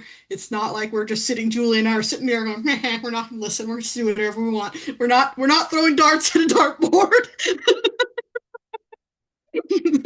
But no, truly, thank you for that. All right, let's see. Let's dig in, keep going into step one. Again, that's where most of the Did you see shifts the have happened. question Oh, did in we the get an chat? okay? Yeah, Yeah. the follow-up lesson absolutely can be a whole group activity. It can be small group. Really, it just needs to be designed for the focus student. That's the main thing that the assessors will look at. All right, we can go ahead and go into step. Well, oh yeah, we'll look at essential questions when we look at the rubrics. I always skip over those and just take a look at them when it goes in here.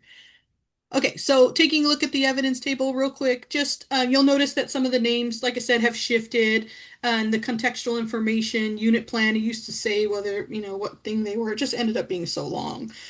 But the unit plan now, 20 pages. Any way they want to slice and dice it. The scope and sequence is part of that. The idea was that it would be like 5 pages for the scope and sequence, and then 5 pages for each lesson. But that is not any kind of limitation to a candidate. Some lessons may be longer to describe than others, and so the candidates are just asked to do 20 pages.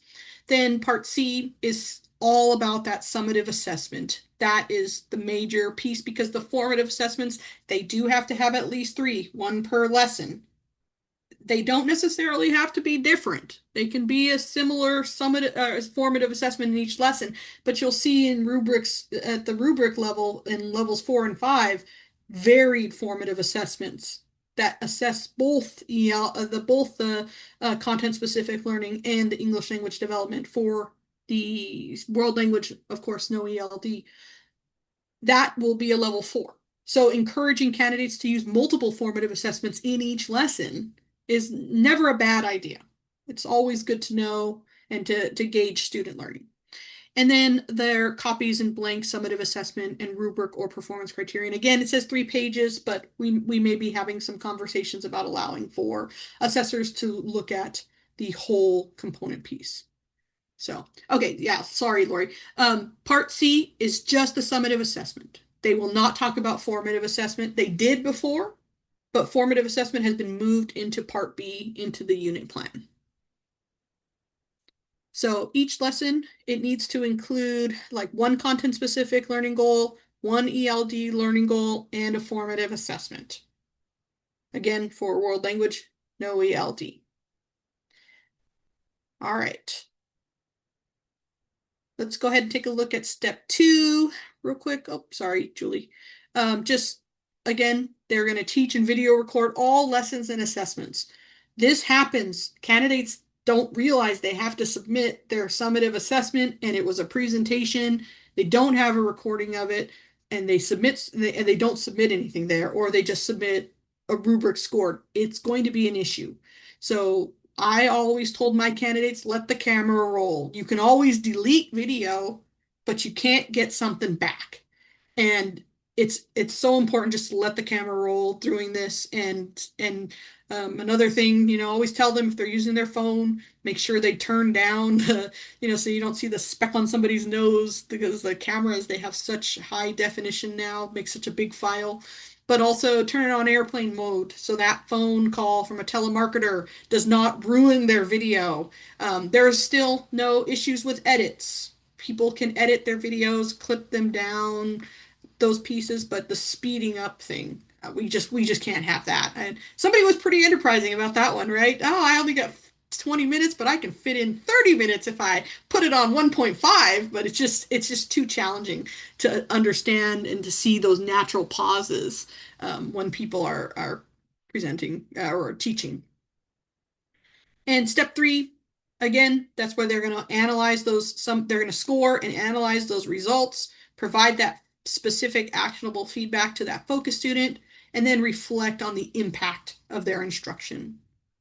And if we scroll down to step 4, this is where the candidate is reteaching or extending to follow up on that learning. They're going to video record, and it can be one-on-one, small group, whole class, any way that the candidate wants to slice it. They can focus on their content-specific knowledge or ELD. Just it will really depend upon the results of that summative assessment. And then they will provide commentary. And that table that we have there for the commentary, that's the biggest shift in step 4 going forward. All right, let's go ahead and scroll down. Again, feel free to raise your hand or interrupt by unmuting and ask questions or throw stuff in the chat as we go along. But the candidate is asked to plan a content-specific unit, 3 lessons and corresponding formative and summative assessments to that group of 3 or more, including that focus student. So minimum of 3, 1 focus student within that group of 3. Then they're asked to provide that contextual information. Again, assets and interests. There's so much that's cultural. There's so much that's linguistic, but there are also assets that are not necessarily cultural or linguistic, or a candidate automatically thinks culture just means ethnicity or race. And so we wanted to make sure that we're inclusive of what assets are and what a candidate can leverage in order to teach some instruction or teach new content. Apologies. We can go ahead and scroll down. All of these components here that they're the same, but as age range, assets, interests, knowledge, skills, and our abilities, any identified English learners. We are planning for English language development in single subject, whether or not there is an English learner in the classroom. So they have to plan for English language development, even if they say, I have an all English only senior AP, whatever class. All my students are redesignated fluent English proficient. We're still planning for language support. We're still planning for English language development. And if they don't have any staff members who will assist in their classroom, they can make sure that they note that. But oftentimes their cooperating teacher is going to help them co-plan. They would be someone that they might want to list. We can scroll down to the focus student. Still the same criteria as we had last academic year, but if they're an English learner, if they have an identified disability, you can keep scrolling down. They may benefit with support to meet the content-specific standards, and they may have gaps in knowledge and or misconceptions related to the content-specific pedagogy of their grade level. And they'll describe that focus student. And let's get down to the unit plan. So again, we must include ELD learning goal even if there's no English learners. So the first part of the scope and sequence is where the candidate is going to explain how they will apply findings from previous content-specific assessments and learning to identify the learning needs. We're not doing this unit because that's what we do on, September 3rd of every year. That's, we're basing this on what we need to move forward, and we have information that we are utilizing, whether it's observations, assessments. There's a reason we're doing this. Why? Then they will select and list 1 or more grade level appropriate standard or framework. They could just copy and paste it. Boom, boom, right there. They just need to list them. But they're going to use the standard or framework they identified to develop grade level appropriate content specific goal for the unit. Again, I have these 3 lessons. What's my end game? After my 3 lessons, what am I going to have? That's my summative assessment. That's my goal. So what is the end game? I'm going to have these students, they're going to do a mini unit, and they're going to be writing a persuasive, not necessarily, persuasive multi-paragraph essay about whatever it is. That's the goal. Yes, the best practice videos are the same. Sorry, I'm in them. Then they will use then they were going to select an ELD standard that amplifies that content specific standard. So the ELD standards needs to support the content specific learning. And then they're going to develop an ELD standard for the unit. And again, that summative assessment should be measuring those goals. Those scope and sequence goals, they go with the summative assessment. And the lessons that are in between, they build to that summative assessment. And that's how we get that progression of learning.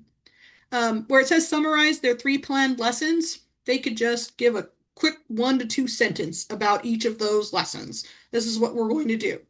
And then they're going to explain how they align and build upon each other to create a progression of learning.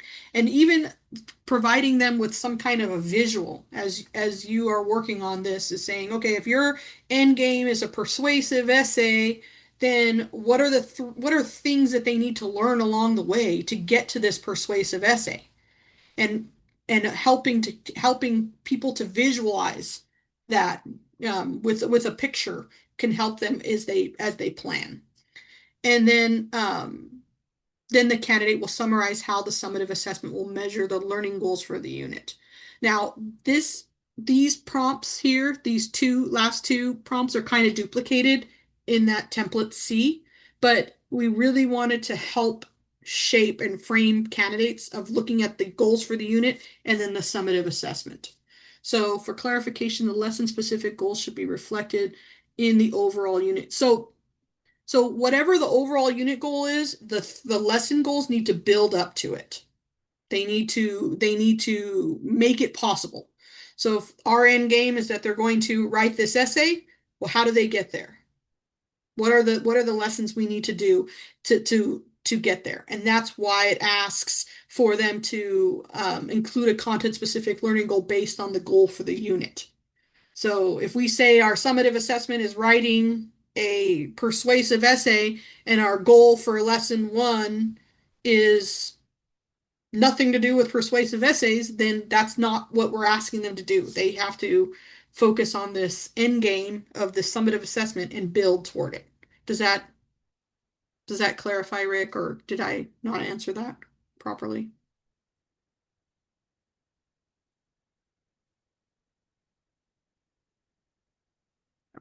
Yes, I think so. I was just trying to, I understand the idea of the progression. I was just wanting to make sure that those unit goals, although they often are seen, in tangible form in like the summative assessment, like actually shown, I would just wanted to see if those lesson goals should still be inserted as such in the overall unit template, like if that makes sense. Yeah, no, you won't list them. Like they wouldn't list the goals with the scope and sequence. They would only list the goal for the lesson with each lesson. So they don't have to say my goal, they don't have to list them all up front, but they would say the unit goal is that they're going to write this essay and so lesson 1 might be the introduction and taking a stance if it's a persuasive essay and making a thesis statement and developing an argument for, and then maybe their next lesson might be around transitional phrases and identifying pieces of evidence to be able to put into the content. And then maybe the last lesson is all about, closing out an argument and addressing counter arguments and, doing some kind of a summary closure. Maybe that's your three lessons, and then the end is that they're going to, and their ELD support is using this graphic organizer that's going to help them point to different pieces, and in somewhere in there, because there's other work to be done, they're going to do some research or work with a partner. There's different pieces of English language development in there, but at the end, the summative assessment is that they're going to write this essay.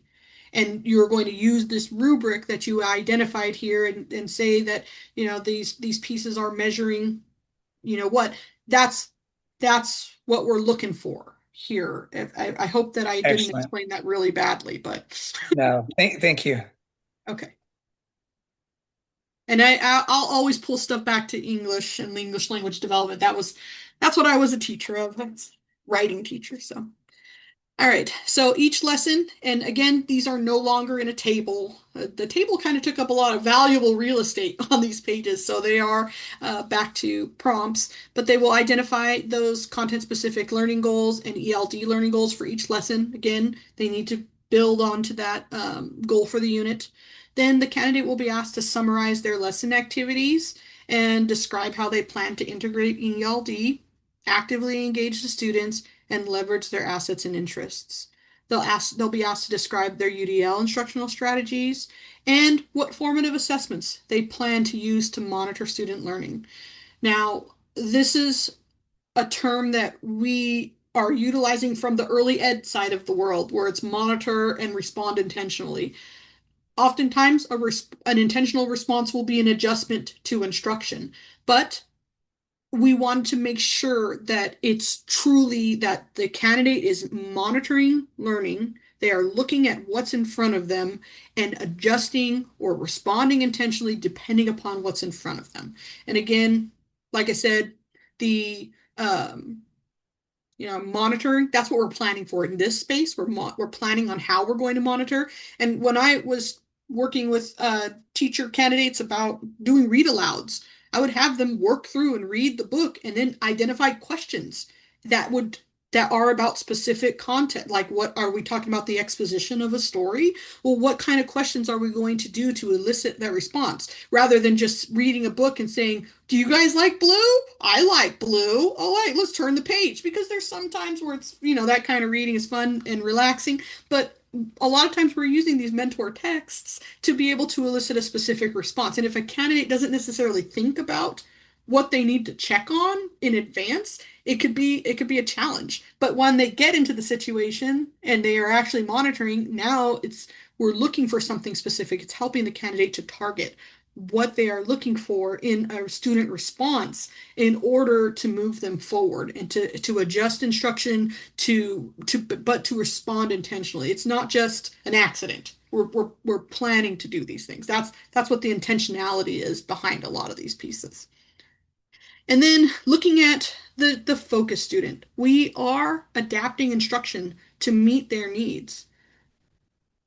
Are those adaptations working? Are they appropriate? Do they support their identified need? Do they support their interests? So, all right, thank you. All right, let's keep going down. So template C, like I said, it is all about that summative assessment. After they teach the 3 lessons, they're going to plan one summative assessment, and they identified those goals in their scope and sequence of the unit plan. And there's a paragraph here about students working in groups during instruction, but that summative assessment, the candidate has to be able to point to one focus student's response when they look at those rubric scores. So it's a challenge because my son's in high school and he had to do a project-based learning thing, and my goodness, I should have gotten a grade on that too. But and then there's other kids that are there and they kind of are on the peripherals, and then there's other ones that do a lot of the work. But yeah, there's no way to guarantee that one kid did certain things. So that's that whole group work thing. So if we can go ahead and scroll down a little bit. So that's where we're asking them to restate the content-specific and ELD learning goal that they identified for their unit plan. I know it can be repetitive, but we want to make sure we put it front and center on this template where we're talking about the summative assessment. Then indicate what they're planning to collect. And if they tell you that they're planning to collect a process, then you can tell them, well, that will most likely be a video.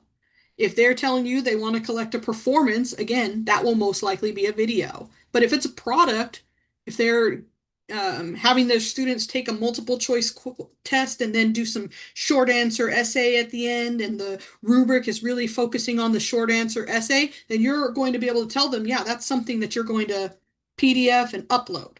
But remind them, if they tell you they're doing a process or a performance, remind them, let the camera roll because you need to submit that piece for, and you only need to record your focus student. You don't have to record the whole class. If they have 30 kids in a class and they're trying to do some kind of presentation, they don't have to record all 30 of them. They just have to record that focus student. Then they're going to describe the summative assessment. And again, that after the third lesson, we wanted to make sure we focused on that.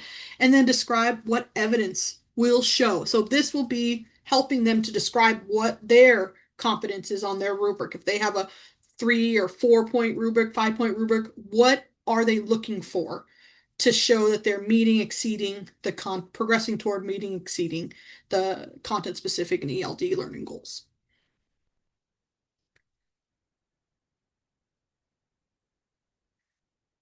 So the focus student anonymity, there's a question that says they need to record the focus student, but wouldn't that defeat the purpose of keeping the focus student anonymous? There's certain pieces that do need to be anonymous, but at the same time, how can we know that the candidate is saying that the focus student did these certain things after instruction without looking at the focus student's response? And it's only if they are submitting a process or a performance. They are not saying focus student's name is Marissa Luna Lopez and she lives in Merced, California, and she's in, whatever grade. They're not saying any of those pieces. And all of these videos are absolutely compiled in a very protected space. And the only people that will see these videos are going to be assessors or folks at the CTC. We've even had issues where we saw something in a video that was questionable and had to report it to authorities, and we couldn't release videos without the proper documentation from the court to them. So they are very protected. Again, but we do need to see that focus student summative assessment response in order to make a judgment based on a rubric construct that the candidate is accurately providing that specific feedback and that they are accurately looking at and doing a correct analysis. So, okay, April? Thanks. So, just to clarify, in the past, what I had been telling my candidates was like, oh, your whole class is in the video, your focus student is in the mix, and that was kind of how I was backing up the anonymity part. But to be clear here, it sounds like if the assessment is like a performance assessment, then they would be very direct and say something like, that student in the hoodie is heard saying blah blah blah. Like they would kind of Yeah, really and they point. don't have to submit video. They can just submit audio as well if that's a way.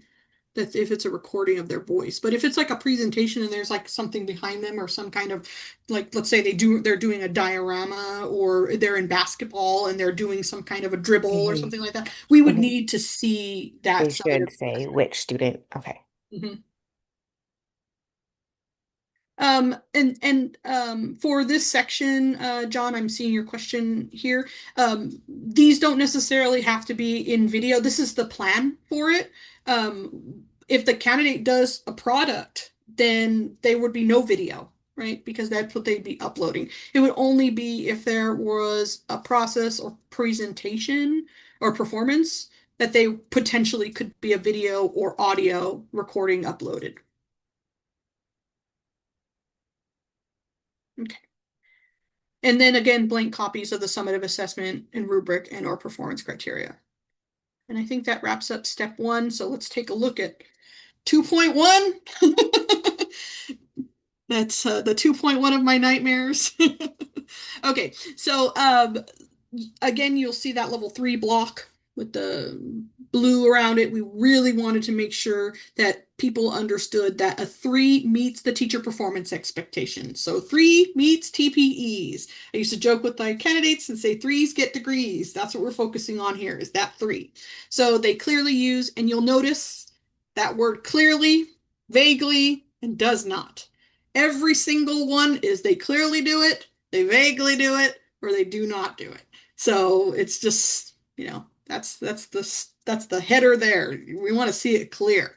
So they clearly use recent learning and assessments. They select a grade level appropriate, content specific California standard and or framework and ELD standard for the unit plan.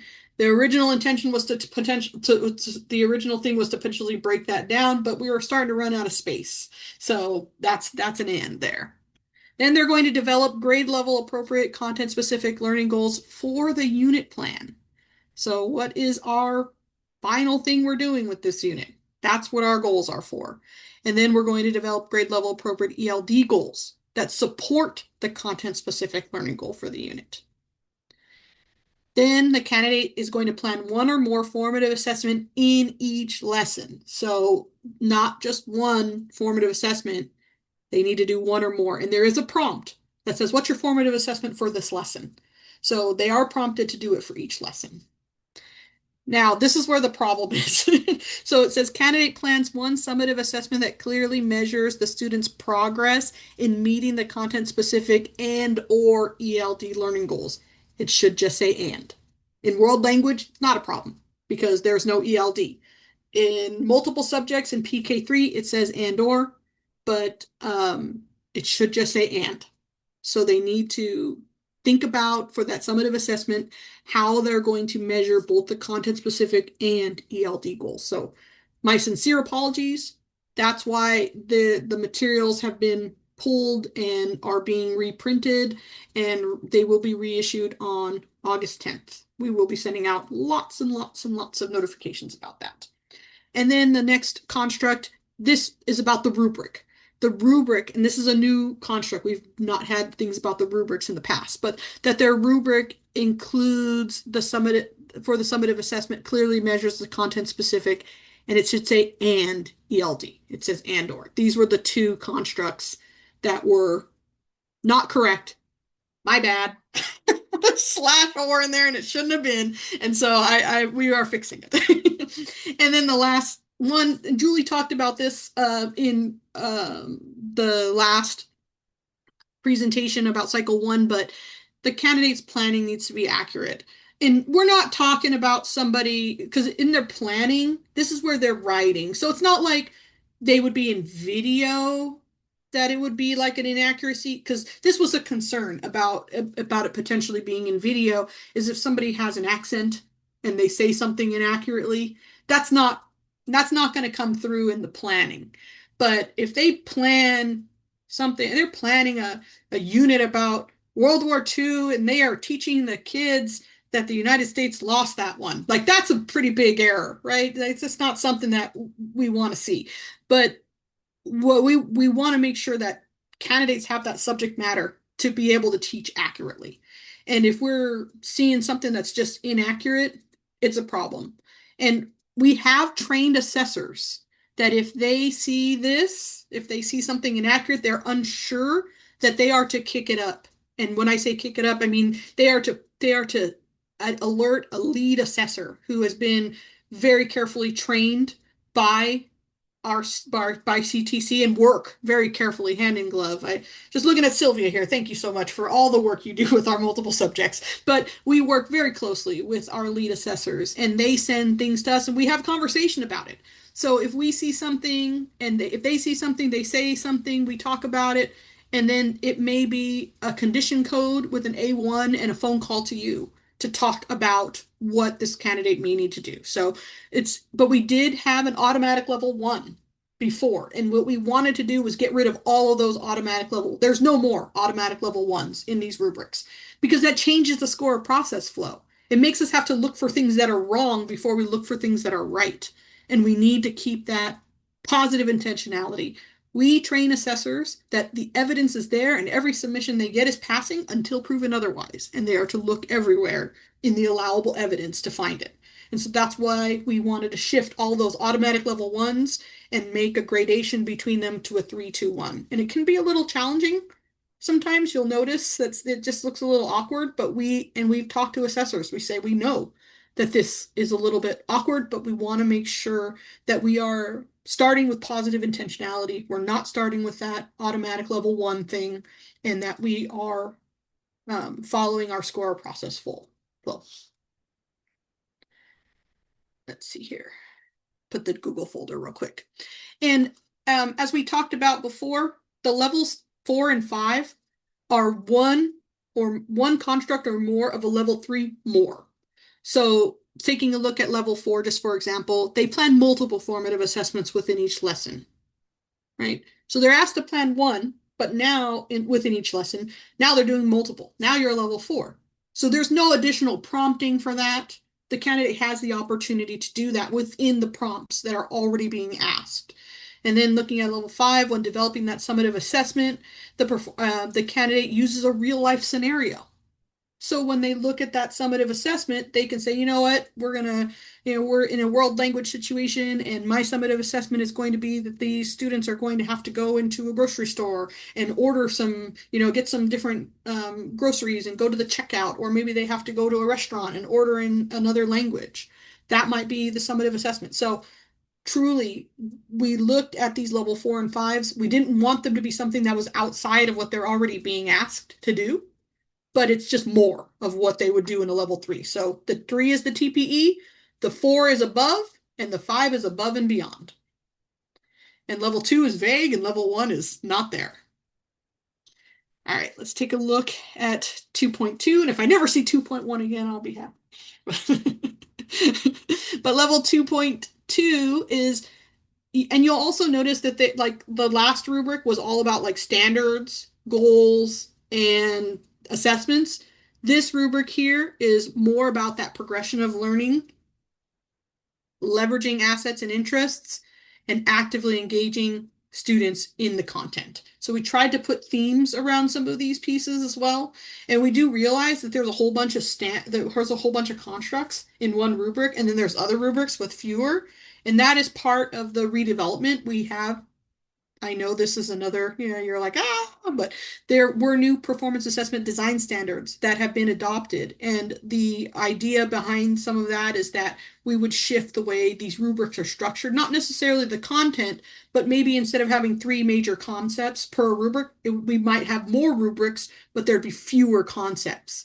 So that way the candidate would still be tasked with the same pieces, but we would get more rubric specific feedback if a candidate scored lower on one rubric or another if it's only focusing on one piece. So that's coming, but not anytime soon. So no worries. So in their planning, they leverage their assets and interests. They plan to use appropriate UDL strategies. Their plan includes 3 lessons that align and build upon. And again, that's my I know align and build upon mean the same thing, so we don't have to see something that aligns and something that builds upon. It's the same thing. The candidate plans active, engaging content. They plan to integrate ELD that supports that content-specific learning, and they include a plan for adaptations that address their focus students in assets, interests, and learning needs. So taking that focus student into consideration when building out the activities of the plan. Level 4, they intentionally incorporate the students' cultural backgrounds, lived experiences. And in level 5, this is where they use multiple UDL strategies in their lessons to support the group and the focus students. So again, that level 3, that's what we're asking for. That meets the teacher performance expectations. 4 is above, 5 is above and beyond. Level 2 is almost there. It's vague, not quite clear. And level 1, it's missing. All right.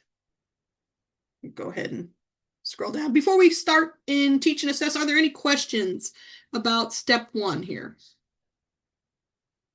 Let me check if I missed anything.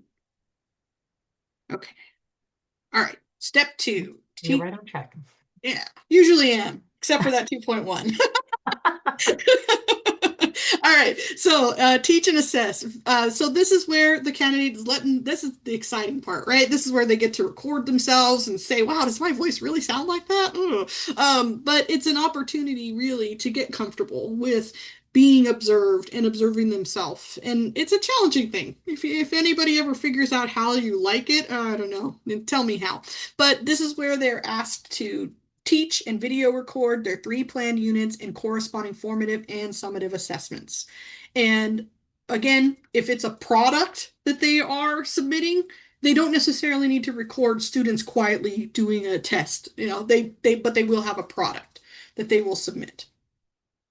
For anonymity, don't use the school's actual name. And we've seen this where they say student A and student B, and they're doing it in the video. That's just weird.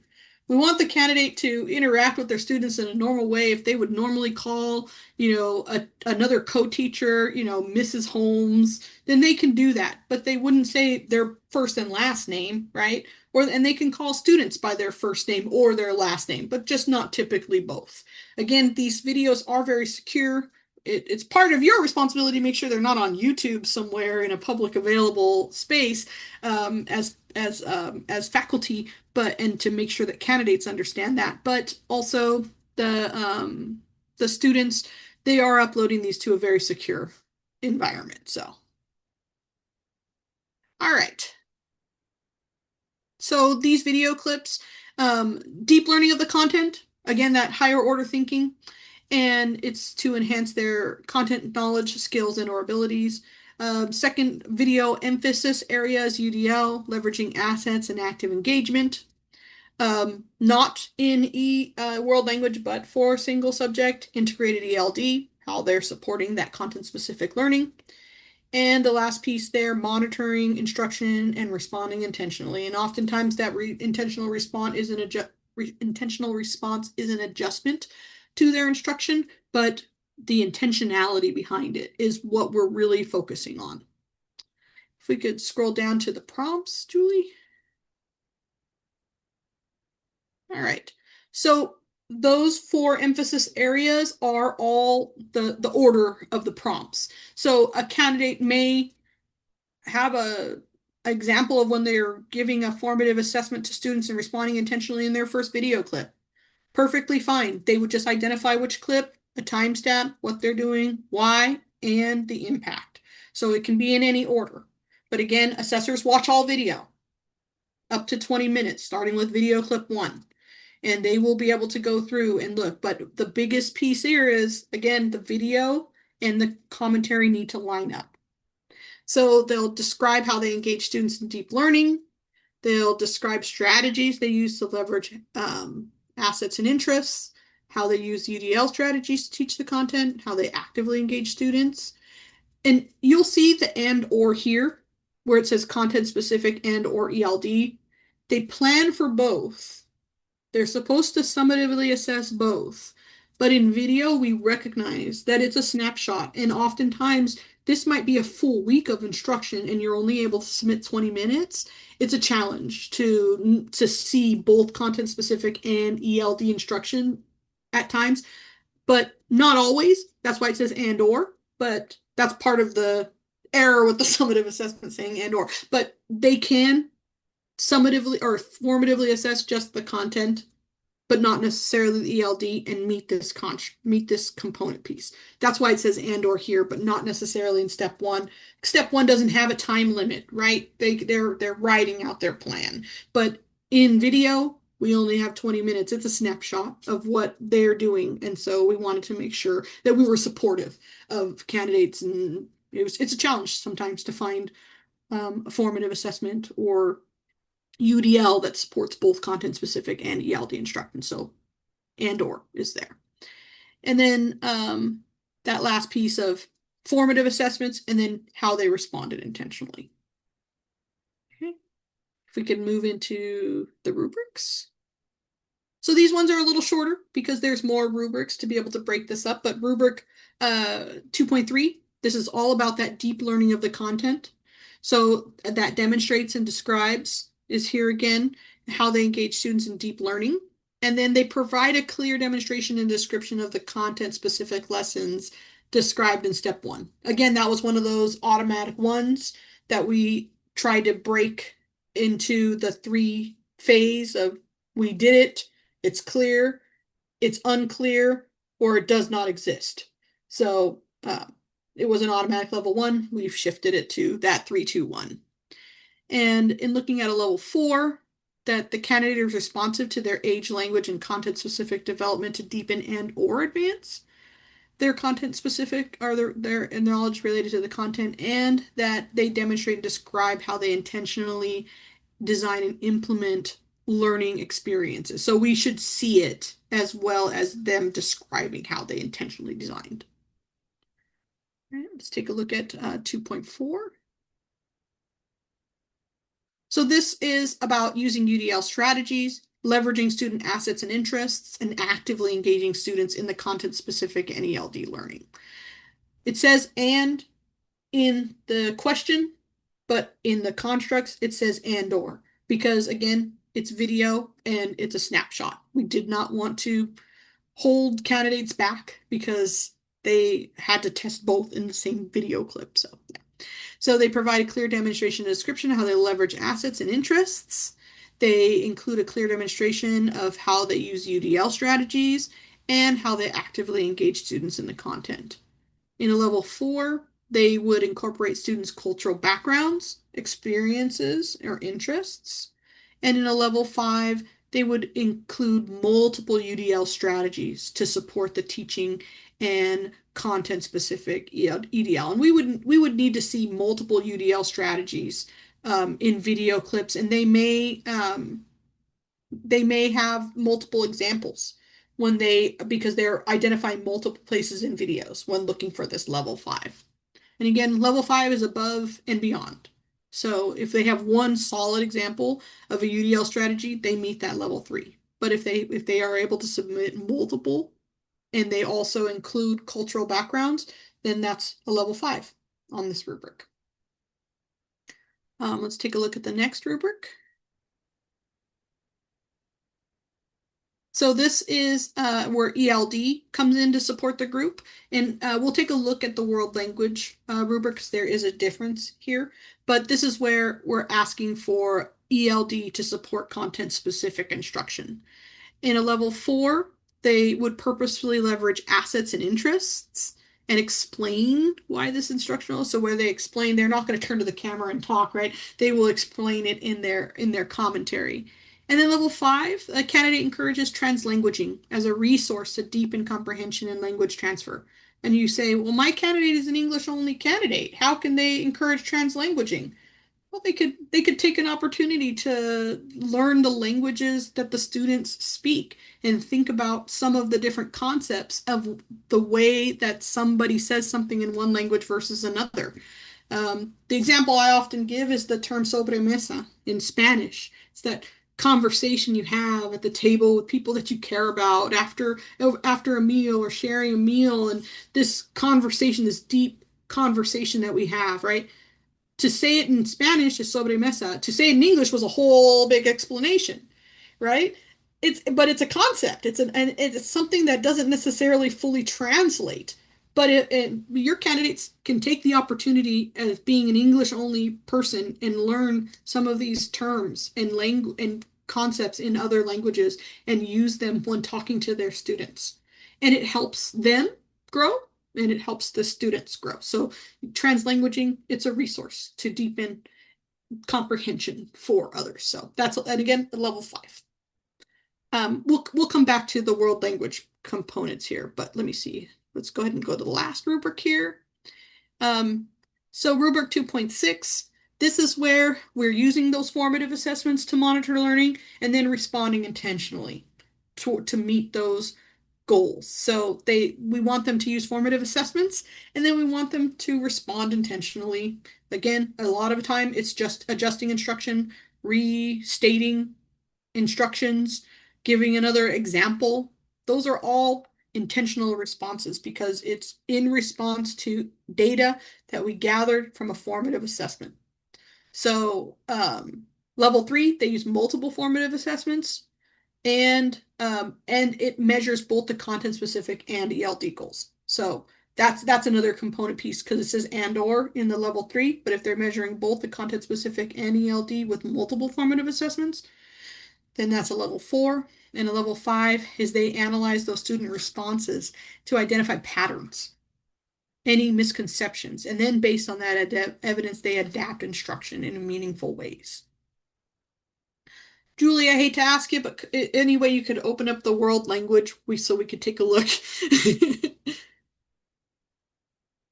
And this is our website. This is where we are once we fix the 2.1 error, but this is where we plan to make open access to all of our materials. Pearson's website, ES of Pearson, will also have open access to all their materials. No password will be needed for accessing the file. So if you want to download the zip file from them, get them all in one chunk, you can get them that way. And again, there's not going to be a password required other than for Cal APA materials. But this is another resource. Please send your candidates to this website to pull all their documents. We'll keep the most up-to-date documents here. So yeah, resources.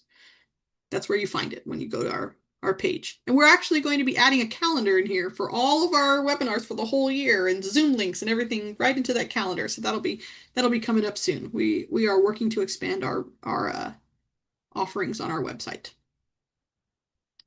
All right, world language. Let's see here. Were we in 2.5? Sorry. Yeah. So if we could help me and just go back up to 2.3, and I just want to make sure that we cover. 2.3? Okay. Yeah. So this is the only places where they really differ other than the ELD component. So this is the only contract that's here is that they teach in the target language, or in the target language with English as a support. So we can go ahead and go to the next rubric. This is assets interest to actively engage the students. So in single subject, UDL is included here. It's actually moved into a separate rubric. That's why we're looking at this. But this is they leverage assets and interests, and then they also actively engage the students. So in world language in 2.4. Let's go ahead and scroll to 2.5. This is where the UDL came out because it was in another rubric, and so to replace the ELD rubric, we're focusing on those UDL strategies to teach the content. And if we scroll to the next component here, so this is where the candidate uses those formative assessments to monitor and respond intentionally. So that's the difference between single subject and world language here, is that UDL is pulled out into a separate rubric, where ELD is in single subject. Any questions about these materials? All right.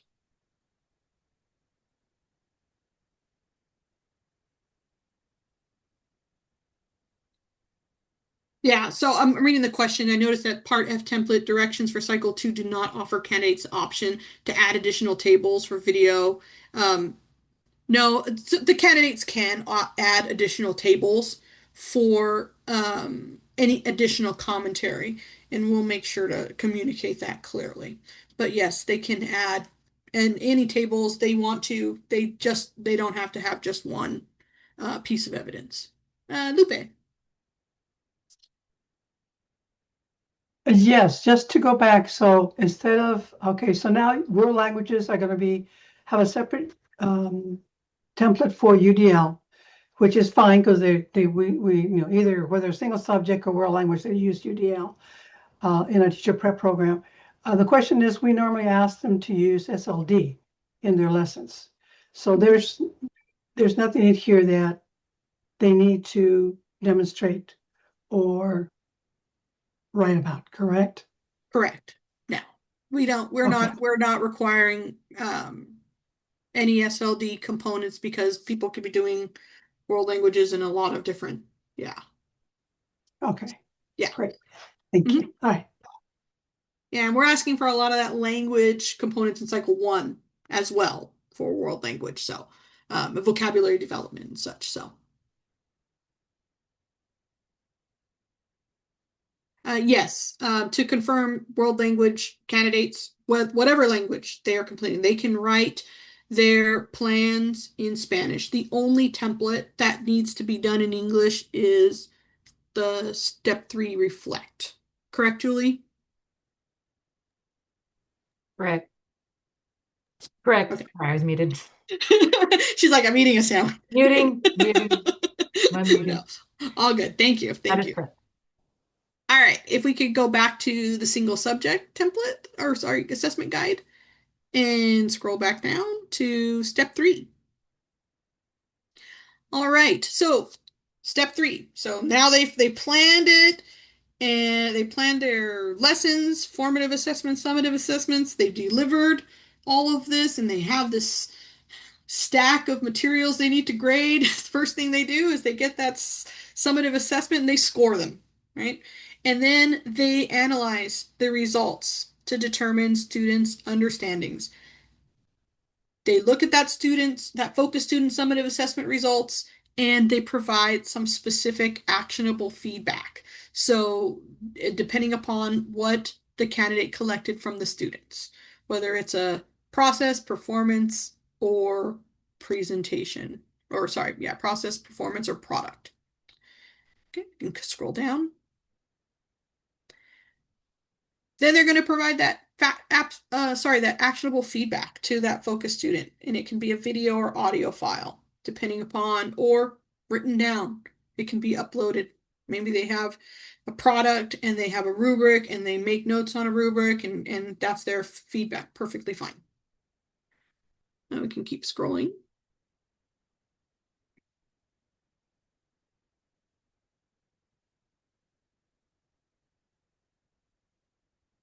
Okay. I'm looking at the question that Gia has here. I thought that you said that immersion step 3 had to be in English, but for world language, all templates could be written in the target language. Am I remembering that correctly, Julie? You're the one that is more Yeah, informed on this than I am. right. Yeah, even for world language, primarily in English, for step 3, reflection is the requirement, is asked of them. But everything else can be in the target language, including their videos and all other templates. And this And is they do not because have of to provide a translation or transcription. yeah. for world And this is language. because Yeah. there is an element in the current performance assessment design standards that this performance assessment is developed from, that says that parts do have to be in English. And so it was determined that the step 3 template only. So when they give rubric specific feedback, it should be in the target language, or the target language is with English as a support. If they get a response from a student and it's in the target language, it should be. But when they write up the template I for this component, that's where we're looking for primarily in English. Doesn't have to be 100% in English, but it should primarily be, if that is helpful. I know that it can, and this is for some folks, maybe a single subject candidate, but teaching in the dual immersion environment, and so it's the same rules for everyone. If that's helpful.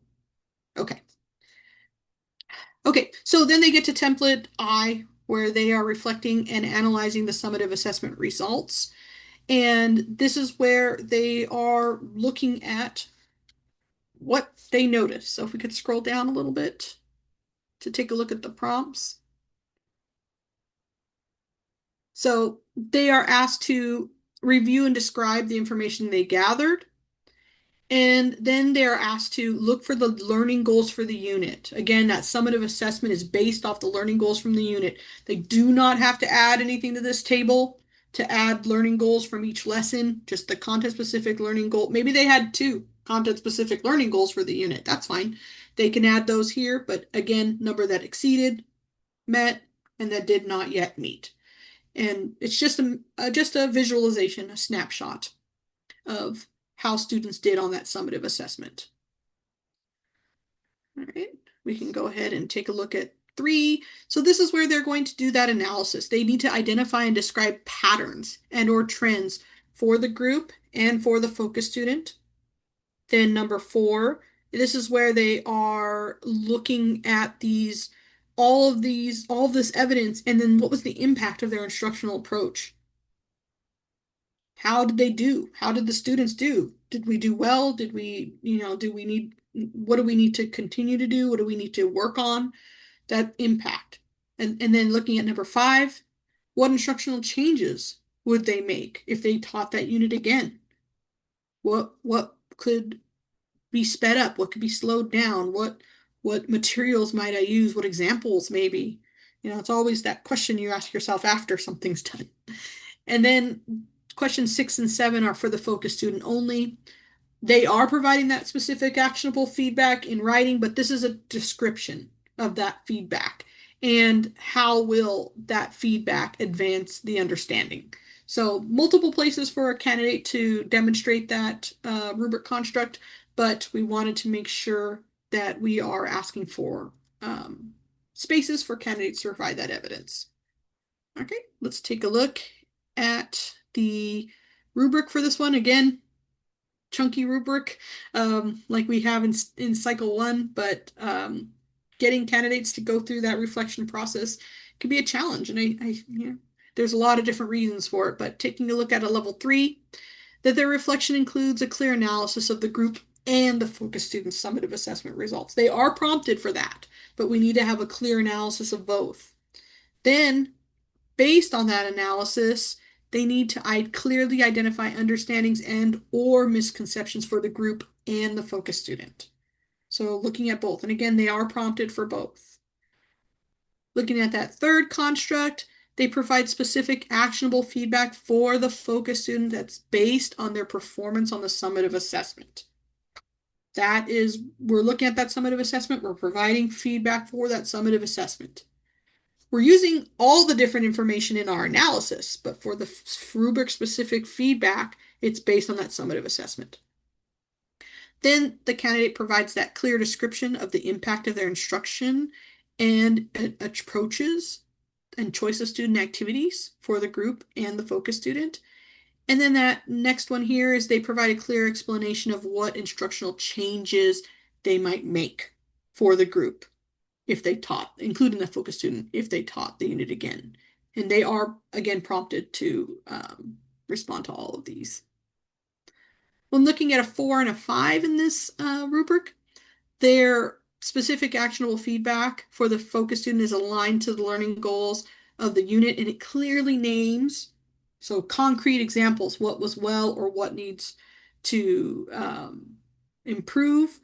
And they focus on specific strengths and or needs using concrete examples. So those specific examples. And we do prompt the candidates to provide specific examples in this section, but it's not until 4 or 5 where it's part of a rubric construct.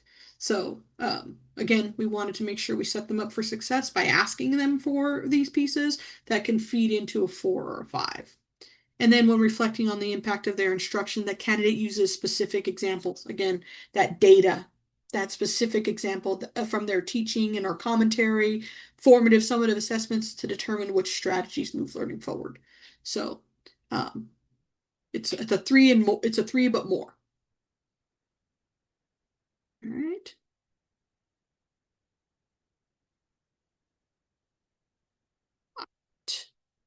And step 4. Not much change, not much in shift from any year. We've really always done looking at that evidence in a reflection and then making a determination about what's next, whether we reteach or extend. The candidate can choose to reteach or extend just based off of English language development for single subject or just off the content. They do not have to plan for ELD and content in their reteach. It can be focused on one or the other, but there needs to be evidence that backs it up from their step 3. And so we can go ahead and take a look at the rubric here.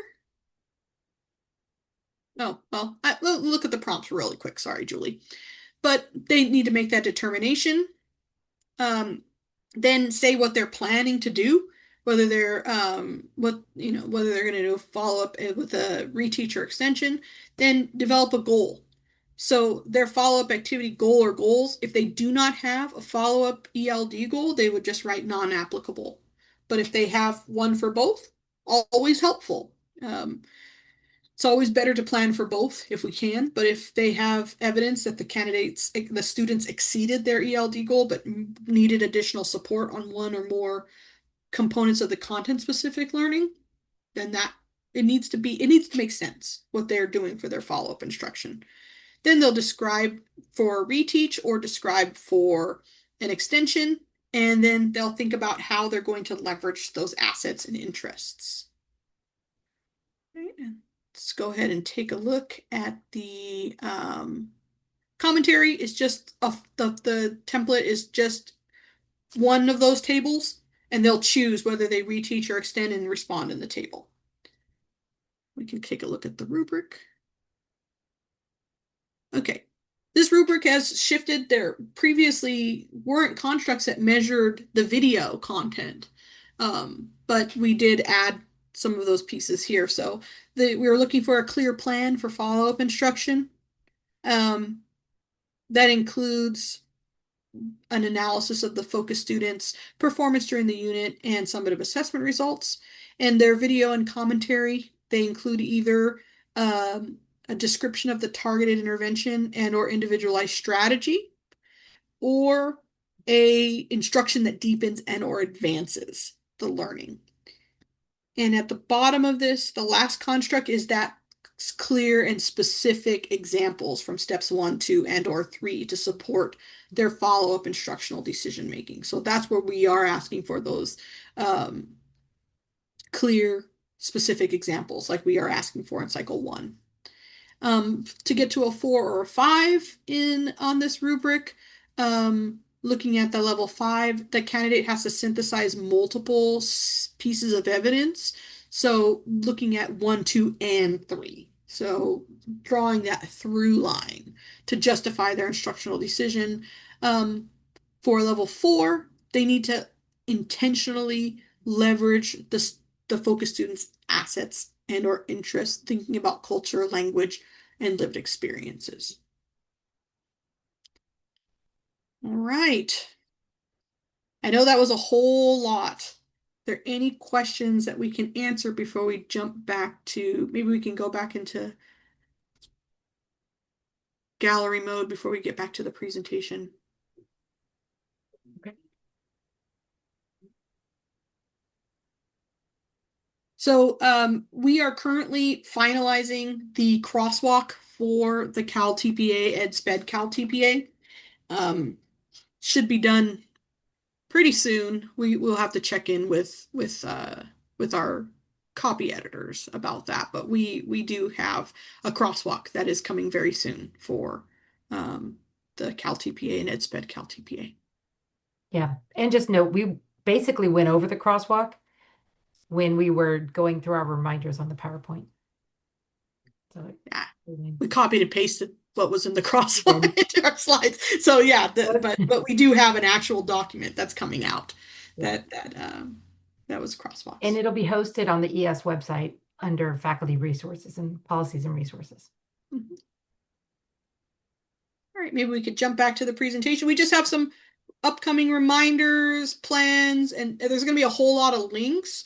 We promise that we are going to PDF this presentation and put it into the resource folder. So we're not going to put all of these registration links in the chat, but you can mark your calendars for our upcoming support. But before we do that, condition codes, they remain the same as last year, only for missing components, unviewable templates. We had one candidate, I don't know how they did it, but it was like 2 layers of text upon itself, and it was unreadable when they submitted. It was just the weirdest thing that happened. But if it's a unviewable video, unreadable text, incomplete submission, that's where we are with condition codes. No, there are no content pieces, but we have seen, like I said, candidates will submit interesting things. We've seen like a PK3 candidate with teaching a class and they all look like high schoolers and they're acting like they're 3rd graders or something like that. If we see anything odd like that, we will absolutely contact you and let you know, but those kinds of things will remain condition codes. Another piece that we've seen is candidates potentially teaching to an empty classroom. They have the camera just on themselves and you don't hear anything but them talking. And they ask a question and then they put a video edit in where people would have responded. Oh, that was a wonderful response. I really like how you guys did X, Y, and Z. And then they ask another question. Camera cuts out. Wow, that was great. Okay, it must be filmed in front of a live studio audience, right? We need to see, we need to hear, they need to be interacting with students. So if we see odd things like that, it may fall under that A1 submission does not meet the requirements. So just remind candidates that even though there are not all of these different ways to get it thrown out of the pile, yeah. And we don't see that very often, and we're hopefully not giving somebody an idea. But truly, the condition codes are going to remain the same, and the link is here. Go to the next slide.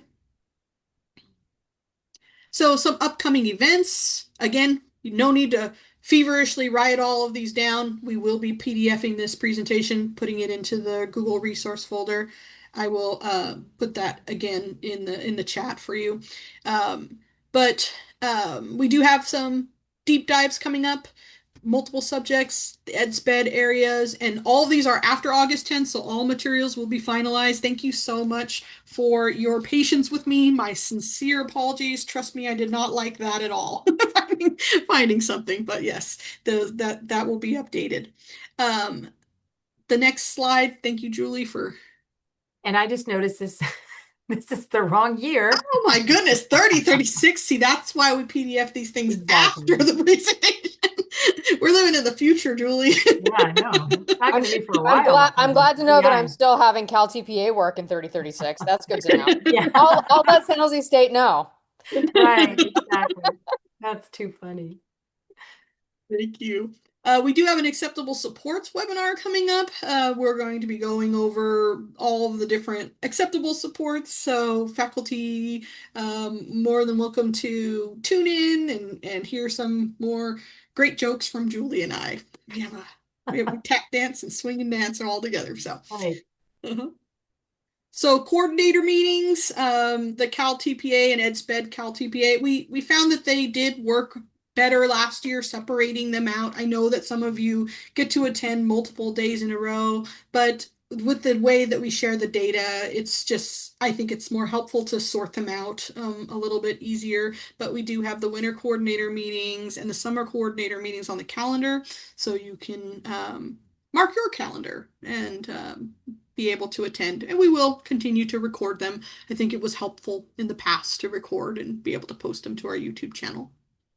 Go to the next slide. These are some digging deeper webinars that we do have planned for this academic year. We will continue doing our PLCs monthly as well. So if this list is like, there's other things I want to talk about, we can always have that space to address anything that comes up throughout the year. We can go ahead and take a look. Something we got it on the calendar. We're doing these this year. We are faculty workshops.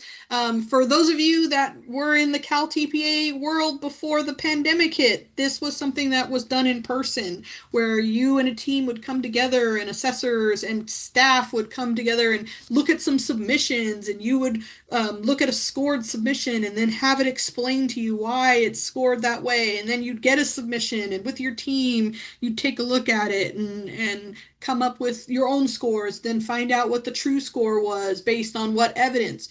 We are going to be holding these this year with sample submissions, and the sample submissions we released last year were without video. We just submitted commentary, video. That's what we will be doing this year. We will do our best, absolutely our best, to get as many out into the field as possible. We will not be able to record these sessions. The reason why is because so much evidence is video. We will not be able to record video evidence and put it out on our YouTube channel with young children or young adults captured here. So please put these on your calendar. We encourage you, if you can, come in, with another person from your institution, or you can meet new friends from other institutions, because we will be putting folks into groups and having them go through and identifying evidence themselves. So it's an assessor light training. It's pretty much everything we do for our assessors without the calibration at the end where they have to get tested and ensure that they are scoring the same way. So that's going to be the goal of these. And so, like I said, these dates are on the calendar. They are going to be, a decent training. That's why we have 3 hours set aside for MPA, LPA, to be able to take a look at these. Okay, go to the next slide.